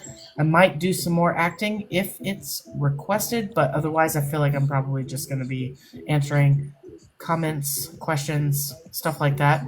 But we're going to have a good time. In the meantime, I'm leaving Devin, who is a trans man living in Canada. He's awesome. He came out in his 50s. He is now 60 and can talk about like what it's like to come out later in your life. Also, not an American. It's not just Americans Oh, who are trans, Canada. right? And then Katie is a cisgender ally, but who is a not only an ally to me, but also has trans people in her life, I believe, that she Yeah. really loves and is an ally to. So she can talk about what it's like to be an ally, because sometimes our allies are hated just as much as we are. So And she's all the way from the UK. yep, she's in a completely different place. All right. Hopefully, Cindy Lou sends me a DM and we can talk about this privately. But otherwise, feel free to ask questions. I'll be back. I'm going to use the bathroom. I'm going to step outside. I'll be a few minutes. Talk to my guests in the meantime. Thank you Yep. both for being here. You're welcome. Love it. Toodaloo. Hi, Devon. Hi, Katie. How are you? I'm all right, thank you. Just a bit stressed. You okay? Yeah, I'm okay. What are you stressed Oh, about? good. Oh, I don't know if I can say it on here, really. Oh, Basically, my son has met this girl. He's 19. He met this girl about 5 months ago, I'd say. She's 18. Was at college at the time, finished college, and I think has absolutely no intention of getting a job. She smokes, what do you call it, all day? What's that thing you called it? Gardening, is it? vape? No, gardening. We call it Oh, weed. gardening. Yeah, Oh, yeah. okay. I don't Okay. know what to say on here. Anyway, they stayed with me for 3 weeks, which is absolutely fine. I'd done all her washing, I'd done everything, made her feel welcome. Then they went back to hers. So this has been going kind of on and off, on and off. And then they stayed at hers for a while. He came back on Saturday night, absolutely devastated to say she's been abusing him. He's got a bite mark on his cheek. She's bit his lip. She's been Oh my punching God. him, like proper hurting him. And he's just devastated. He said, "Mum, I can't do it anymore. I'm trying, but her family is not the best. Basically, they're all on, you know what I mean by what do Gardening. you call it, rug? More than that. Okay. Her upbringing's Yeah. not been brilliant. I feel sorry for her, and I said, well, fair enough, but you can't put up with that. Honestly, I just feel gutted for him, absolutely gutted. Oh, So yeah, it's just awful, isn't it? I just yeah. think she needs help. But he just seems lost at the moment, and I'm trying to get him to see sense that he's never, he needs to give her space, if anything, but he's, I don't know what he's going to do. I just hope he doesn't run back. It's just difficult, isn't it? When, Yeah. And unfortunately, like, you can't, it's not like you can put your foot down and say, no, don't have Exactly. anything else Yeah. to do with her. Yeah. But She's hopefully, if yeah. he has enough time away from her, he'll Yeah. realize that he's better off, right? I hope so. He's such a soft-hearted boy, and I just think he must have been putting up with this for a while. You know, he came back one day and said, "Oh," I said, "What's happened to your lip?" He said, "I banged it on a radiator," and I was like, oh, "Okay." And I said, "You sure?"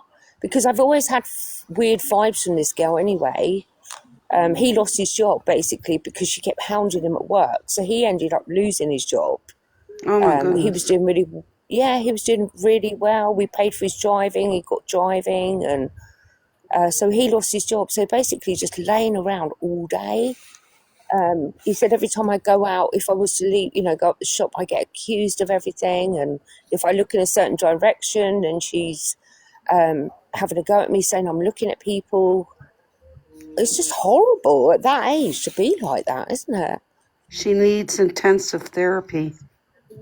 I think so, Yeah, definitely. She really does. Yeah. yeah.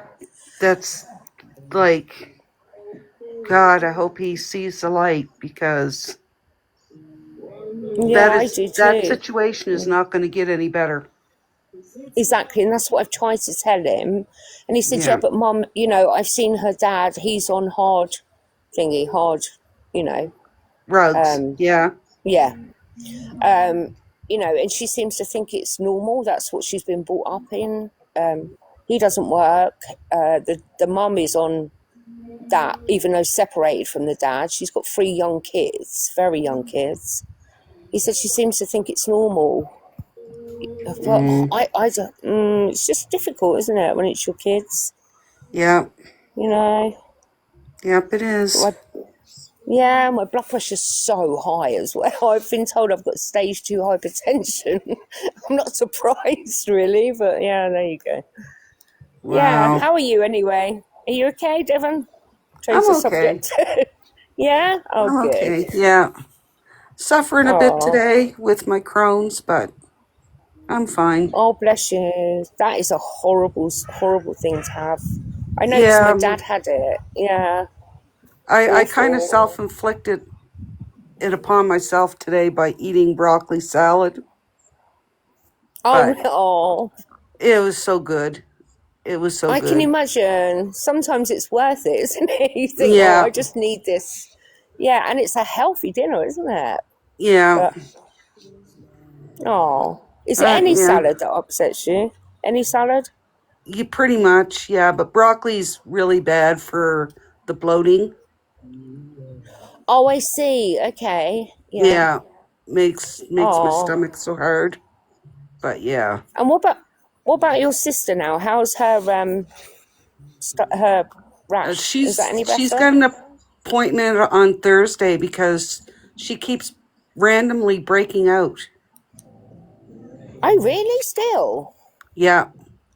It's like the rash is just laying under her skin, and Oh, it just breaks out. You can see it when it comes out, it gets all red, but you oh, can that's feel it when strange. it's not broke out.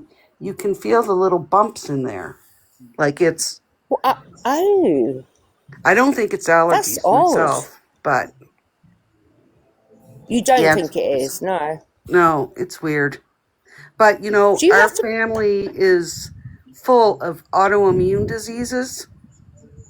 They all are. Because I know you must be with the Crohn's. Yeah, yeah, we all are. So, um, in my dad, I mean, he had ulcerated colitis. So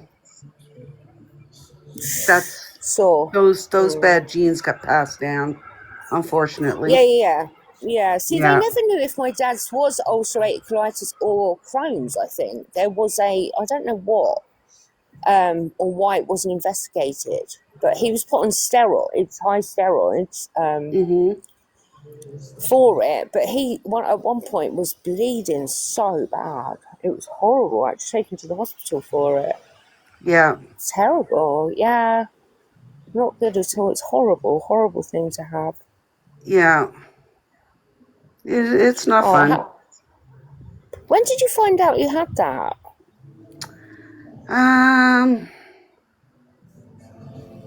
Probably,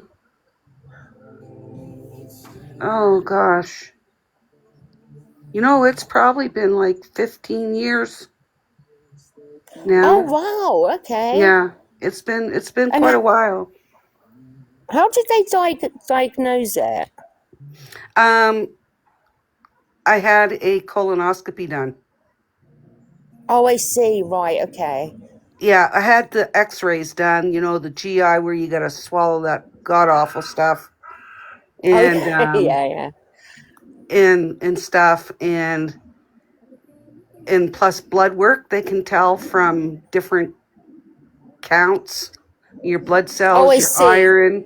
I mean, my iron Yeah. always runs low because of the bleeding and whatnot. Oh, So, no. um, but yeah, there's different ways to detect it. Um, I was diagnosed with IBS at first, and then Yeah. Yeah. when the others started, the doctor actually thought I had the C. Oh, This, no way. yeah, but thankfully it's just Crohn's. It's that C. Yeah. I had the colonoscopy done, and you know that drink you have to clear your body out. With Ugh. within I was sipping it and literally threw the whole lot up, the whole lot Yeah. projectile. Oh my god, it's like soap, isn't it? It's like drinking a dishwater. Oh yeah, it's terrible. I have to have one once a year. Oh, you poor thing. It's not nice that at all, is No. it? I've not had to have a colonoscopy, but I did have a partner who had to go through it, and I was there whenever I took her in, and I was there whenever she woke up from it, and she was just farting. Oh. She was just Oh, farting you do. like all the things, but It's so embarrassing. It really is because it you is, have but no it's control either. nope. Well, So I've usually definitely when I come out of it, I'm so elevated I don't care. Oh, that's how I really? try to Yeah. stay. Really? That's how I try to stay. Yeah. So elevated They that don't give you that here. They don't give you anything apart from like a relaxer. That's all they do. they They Oh, don't won't let give us you really? anything give us else. anything They here knock either. you out here. We just come in. No, really. We come in ready. That's okay. We come in Yeah, elevated and ready. Yeah.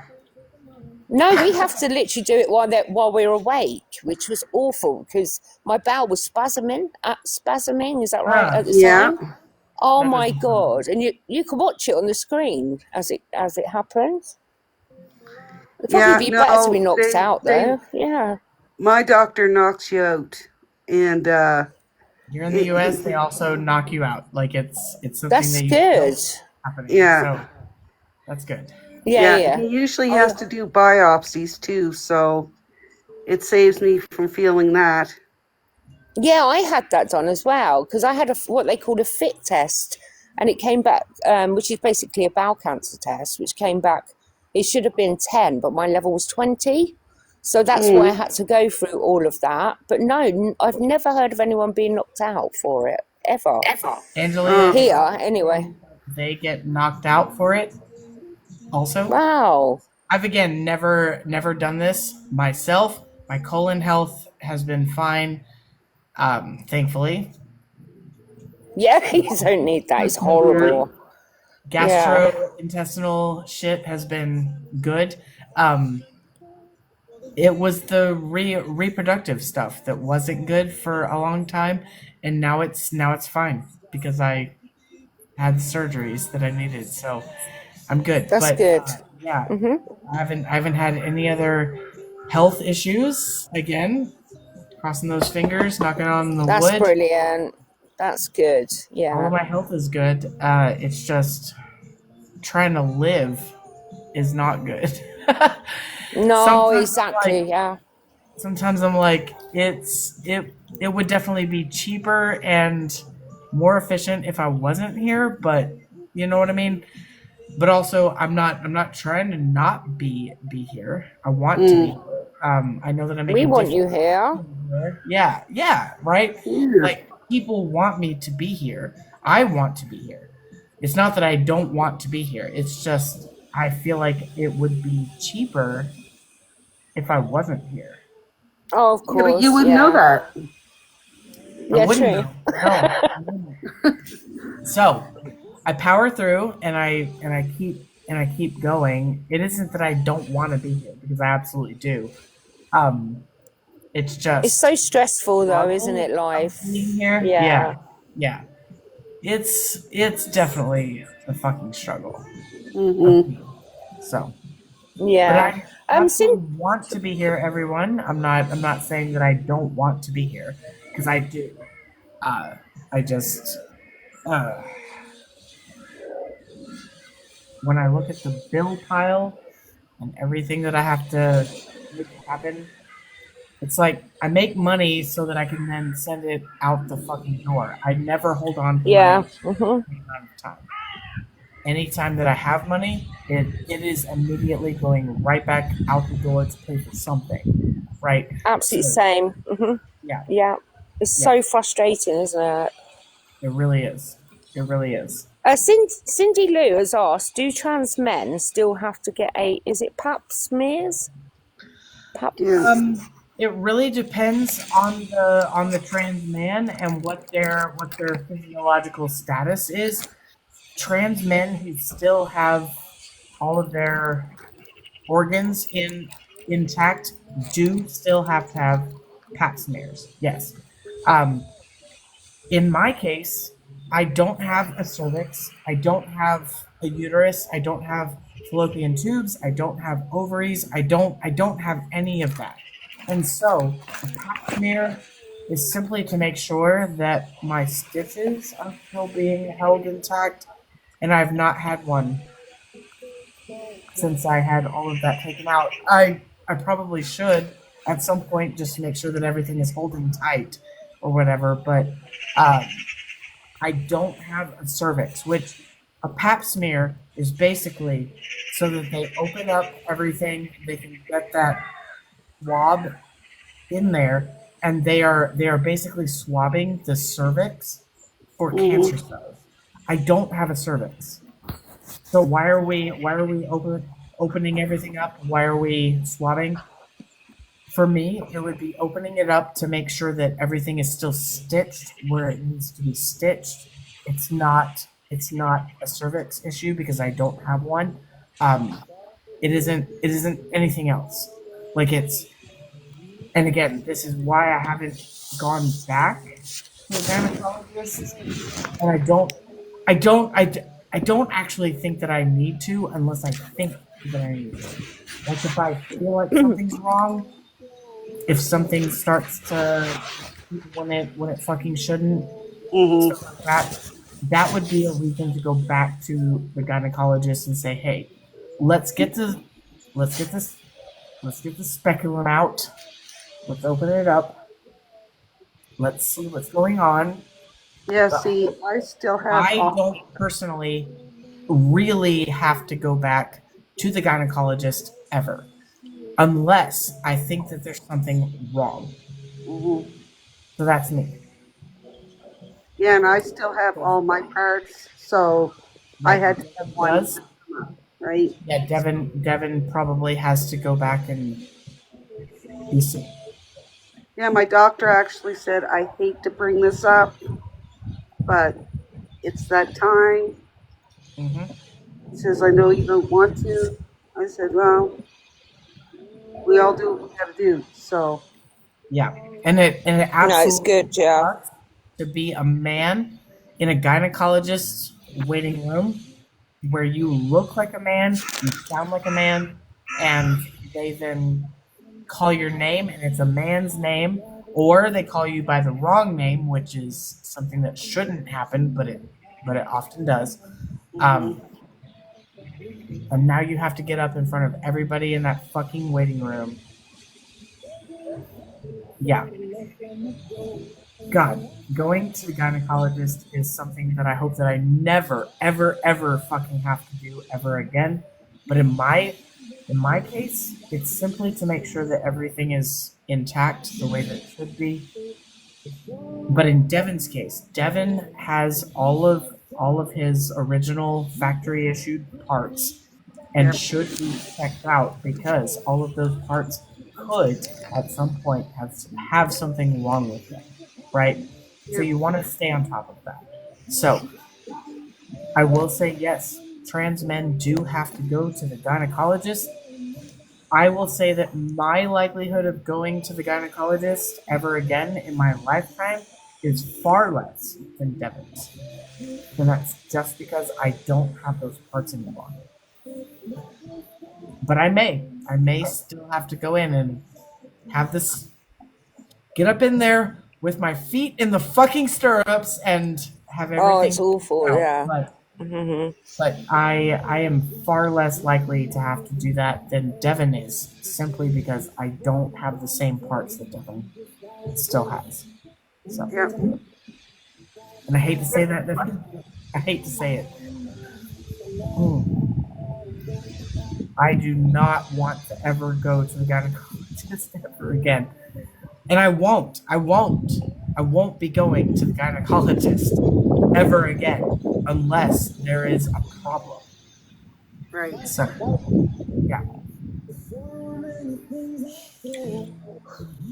And I'm super grateful for that. Like that is one of the things, like having a full and complete hysterectomy has given me, like that is a breath of fresh air. Like that is, I never have to go back to the gynecologist unless there is a problem. And trust me, I will know if there is a problem. But so far, so good.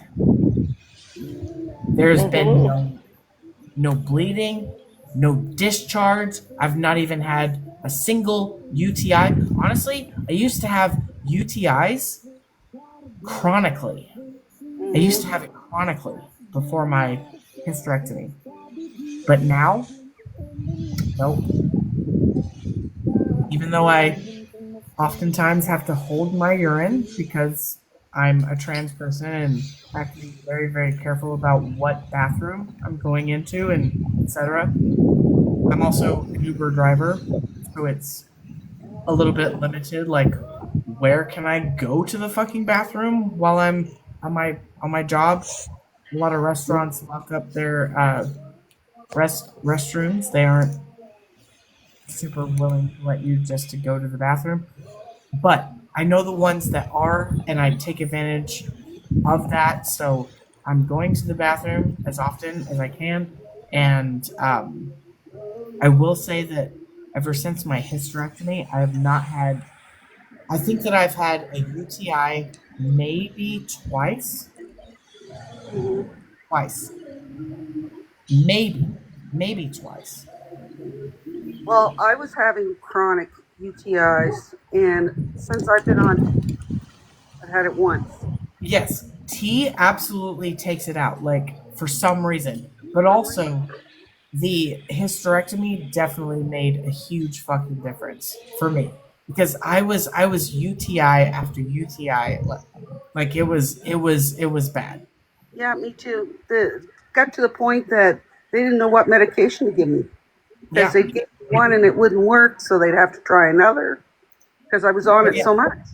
and like if you got sick with something where you needed an antibiotic, the antibiotic would cause a UTI, right? Yes, and so now it's like monostat maybe or what? There's also a pill. What's it called? Oh, Diflucan. Diflucan.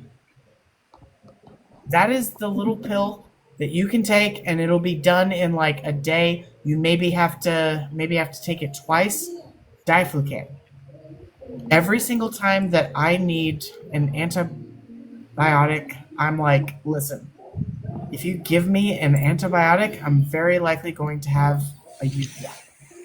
And so you may want to go ahead and give me Diflucan every fucking time. I have not had to ask for that, mostly because honestly, ever since I transitioned, I have not gotten bacterial infections at all. At all. Like I have been so much more healthy since I have transitioned.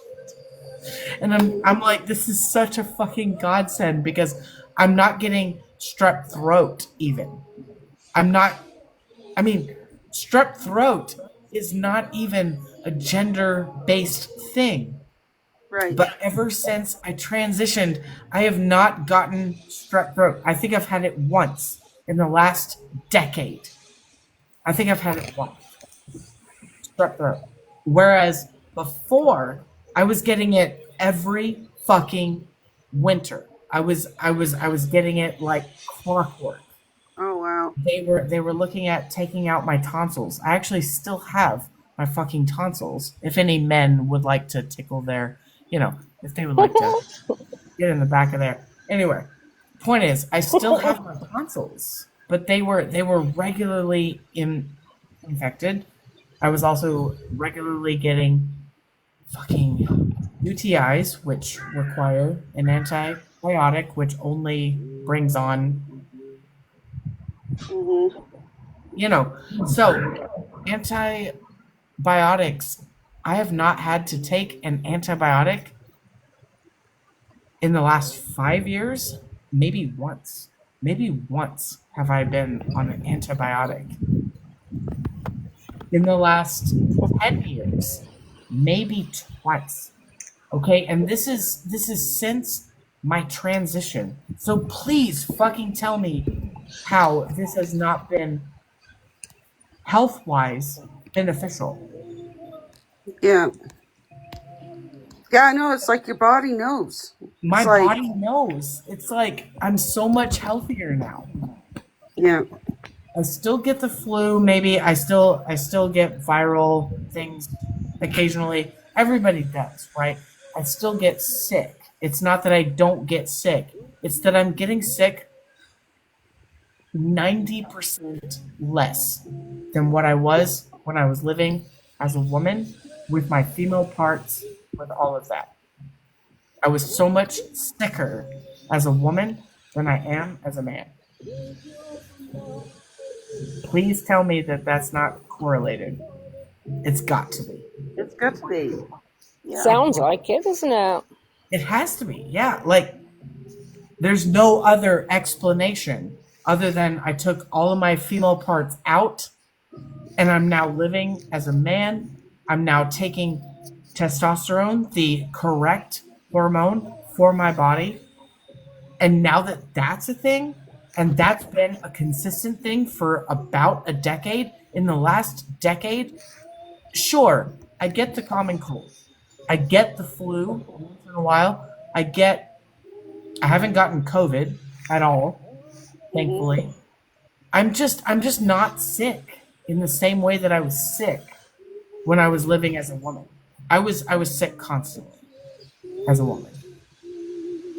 Please tell me that that is not correlated. It's gotta be. It's got to be. Yeah. Got to be. My body is so much happier living as a male, as a man, and is not revolting the same way that it was. I would just love know to the tea see- has made a difference. Has it? Has Yeah. tea made a It difference? definitely tea made a difference for me. I You full-heartedly believe that. You even still have all of your original parts, right? You Mm-hmm. haven't had any surgeries, but tea has made a difference in your health. Yep. There you go. There is a second example. But in my fucking case, like, everything had to go because it was making me very fucking sick. Like, all of my female parts were actually making me sick. And once it was gone and once tea was introduced, I have been so much more healthy in the last decade than I was my entire lifetime before that. And Devin can also attest to this, like being more healthy with tea. Even though Devin hasn't actually like had all of these parts taken off, taken out yet, things are better. Yep. So please tell me how gender affirming care is not affirming, like it's not a That's positive. wild. It it actually added years to my life, I'm sure.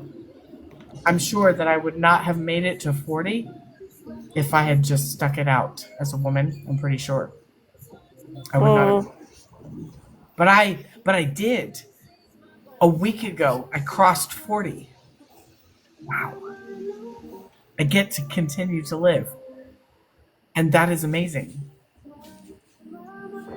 Oh. That's me. Yeah. I almost didn't make it. So, Me me fucking too. I almost didn't make it too. yep. I feel that. So I'm trying True to story. catch up on the chat. I've been yakking.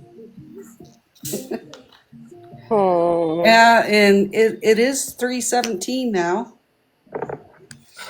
3:18. I think it just crossed over, but yeah. Feels like it's 4:18 in the morning because of the fucking daylight savings time. It feels so much later than it actually is. Yeah. Still Yeah, it's because it adjusting. gets dark earlier. Still adjusting. I think I'm gonna get out of here soon. Mm-hmm. Because of that. Lots Okay. of Well, affirmations in the chat.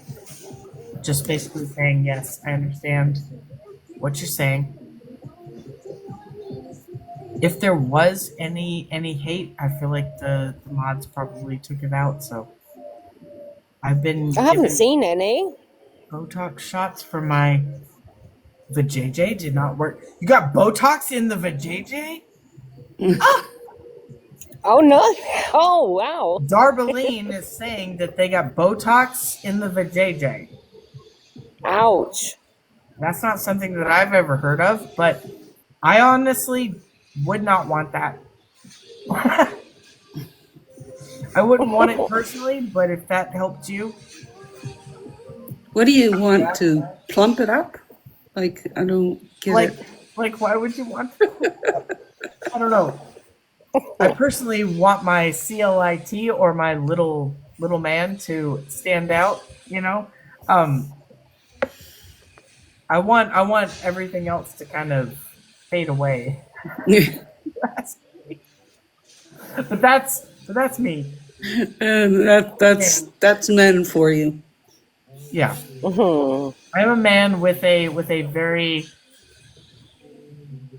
small.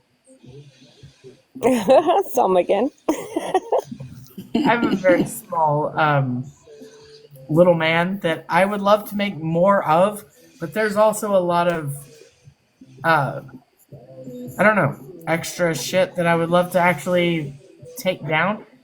If if I could have a surgery, it would be metoidioplasty, where my little man was set fucking free from his hood, if you know what I mean. But also all of the extra flesh around him was reduced. I need everything reduced around him. Yeah. Otherwise, Mm-hmm. he's just a little man living in a cave. He's got his own little protective, you know, he lives Yeah. under, he lives under this little shield.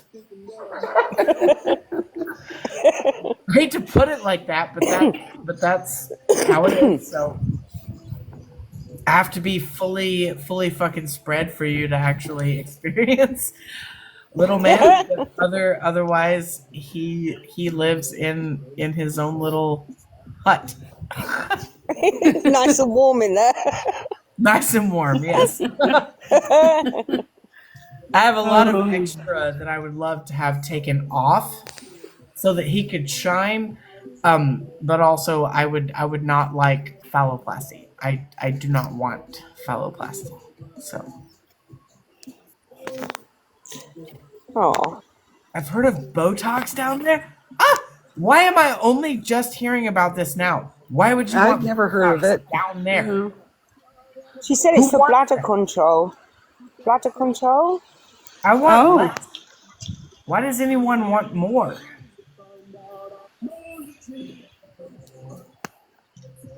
I am shocked. I am completely all of my flabbers have been gasping on this. Like why would you want more down there? Unless you're talking more in the CLIT, which I get, but I don't get wanting more around the outside. No. Keeping the beast locked away? We know. Yes. I am definitely keeping a beast locked away. He has his own cave. he, he's got a little room. He is kept warm in the winter, if you know what I mean. So everything's good there. He is still sizable for exactly what he is, but again, I am an average man. yep. I'm an average man, but also imagine that things are hiding this. Like he's got a cave. He just kind of pokes out once in a while. He's like, "Hey, Service time. I'm here. Service me, please. he's got his own room in the apartment, so he's paying rent. It's fine. He's quite happy in there, I think. He is, yeah. I keep him happy. I keep him happy and also satisfied. So, yeah." Yeah, Oh, good. all utilities are included. Yeah. Conversation. Nice warm home. This is the funniest conversation. Like, my little guy is. I hate it because now people have some idea of the makeup of my downstairs, if that makes sense. But yes, the CLIT does grow on hormones. It could be as big as your thumb.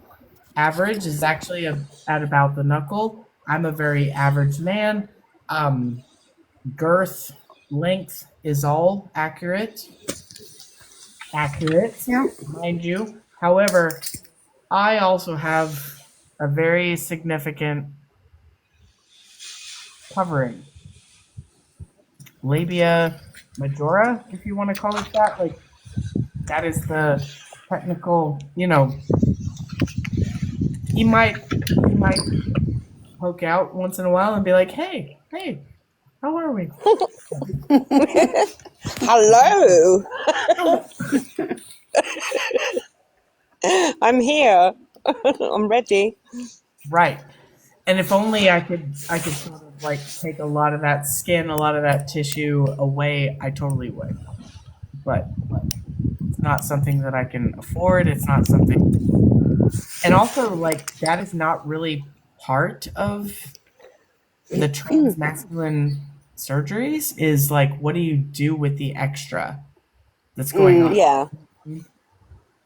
on the pubic mound? Because I actually have a pretty significant mound in addition to, let's just say he's got a whole cave to live in. All right. I have this image in my head now, like something telling you. poking out. I have described this in such a way that you can sort of imagine it without it being incredibly explicit, but I wish that I could make a lot of that flesh, a lot of that go away so that he was a lot more prominent, but Yeah, I get that. that's all right. I'll just keep him tucked Just keep away. him covered, Yeah, protected. well, you know how to find them. I do know how to find him. It's just a matter That's all of that matters. does another man know how to find him? That is the Well, question. they're teachable. Mm-hmm. Yeah. Oh, trust me, they Just fucking are. And Yeah. honestly, with as prominent as my little man is, it's not hard to miss. As long as you spread it open and you get in there, you can find him. It's super obvious, actually. So, yeah. well, that's good. Yeah.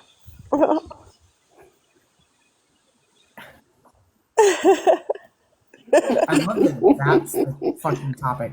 Alexa, play Up and Away by Jack Harris so that we have some background music. Well, at least we get off the morbid stuff. Yes, exactly. We Yeah. are talking End about it on a laughing note. now we're talking about super sensitive, vulnerable genital things instead, which is fun. Yeah. I talk about it all the fucking time. So Making me super embarrassed, but I mean, I don't know if you can tell how red I am, but Am I Oh, red? Devon. I know I'm wearing like a red shirt, but am I red? Talking about it? slightly. Slightly. You can see the difference in your forehead. Yeah. A little red. Yeah. A little red. Oh. God damn it. I also do not mind talking about it. I feel like a lot of people don't know what it's like for trans men and like exactly what we go through. And not every downstairs is built the same. Some people have a lot less than what I've got going on in terms of like labia, majora, everything that's sort of surrounding all of this. I've got a lot, and I wish that I could take it all off and just have the little guy Yeah. just out there, but that's not the case. He actually has a whole fur coat. He's probably happy in there. I said what I said. Amongst the hair and the He's got a whole hair fur and the coat. skin. He's a whole fucking pimp. Like he is dressed in a whole fur coat. I do keep it trimmed. I do manscape, by the way, but he's definitely down there surrounded by a lot, and I wish that he wasn't, but he is. And yeah, you're gonna have to spread me all the way out to find him. And once you Yeah. find him, you're not gonna be able to mistake him for anything else. There So you go. yeah, I find it so interesting, all this. I've learnt so much on here, honestly. you're very welcome, Katie. Honestly. Don't mind talking about it because I want people to have this education. I want people to know better and to know Yeah, that yeah. this is a thing. Yeah, for sure. But okay, it's 3:30 your time. 3:30, which feels like 4:30, which feels like like we're all suffering from the daylight savings time. It feels so much later than it is. I'm probably gonna get off here soon. Spread Okay. Daniel and you'll see a thumb.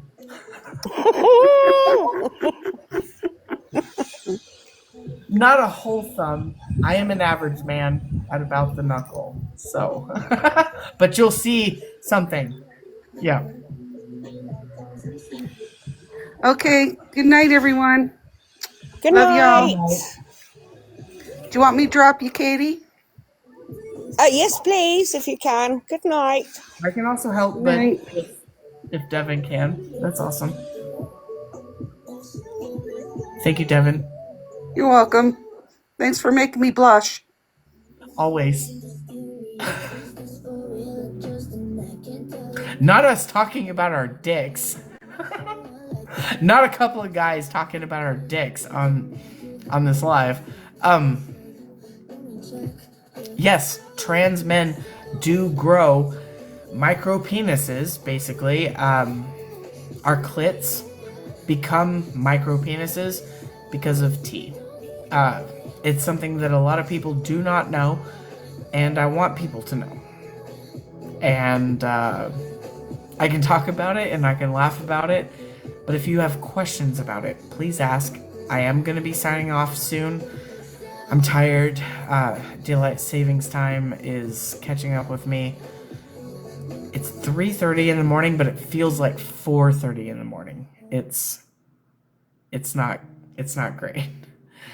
Devin's face is as red as your shirt. Yep. I was also pretty red talking about it. I also do not mind talking about it. Let me make that fucking clear. I want people to know about my bottom growth.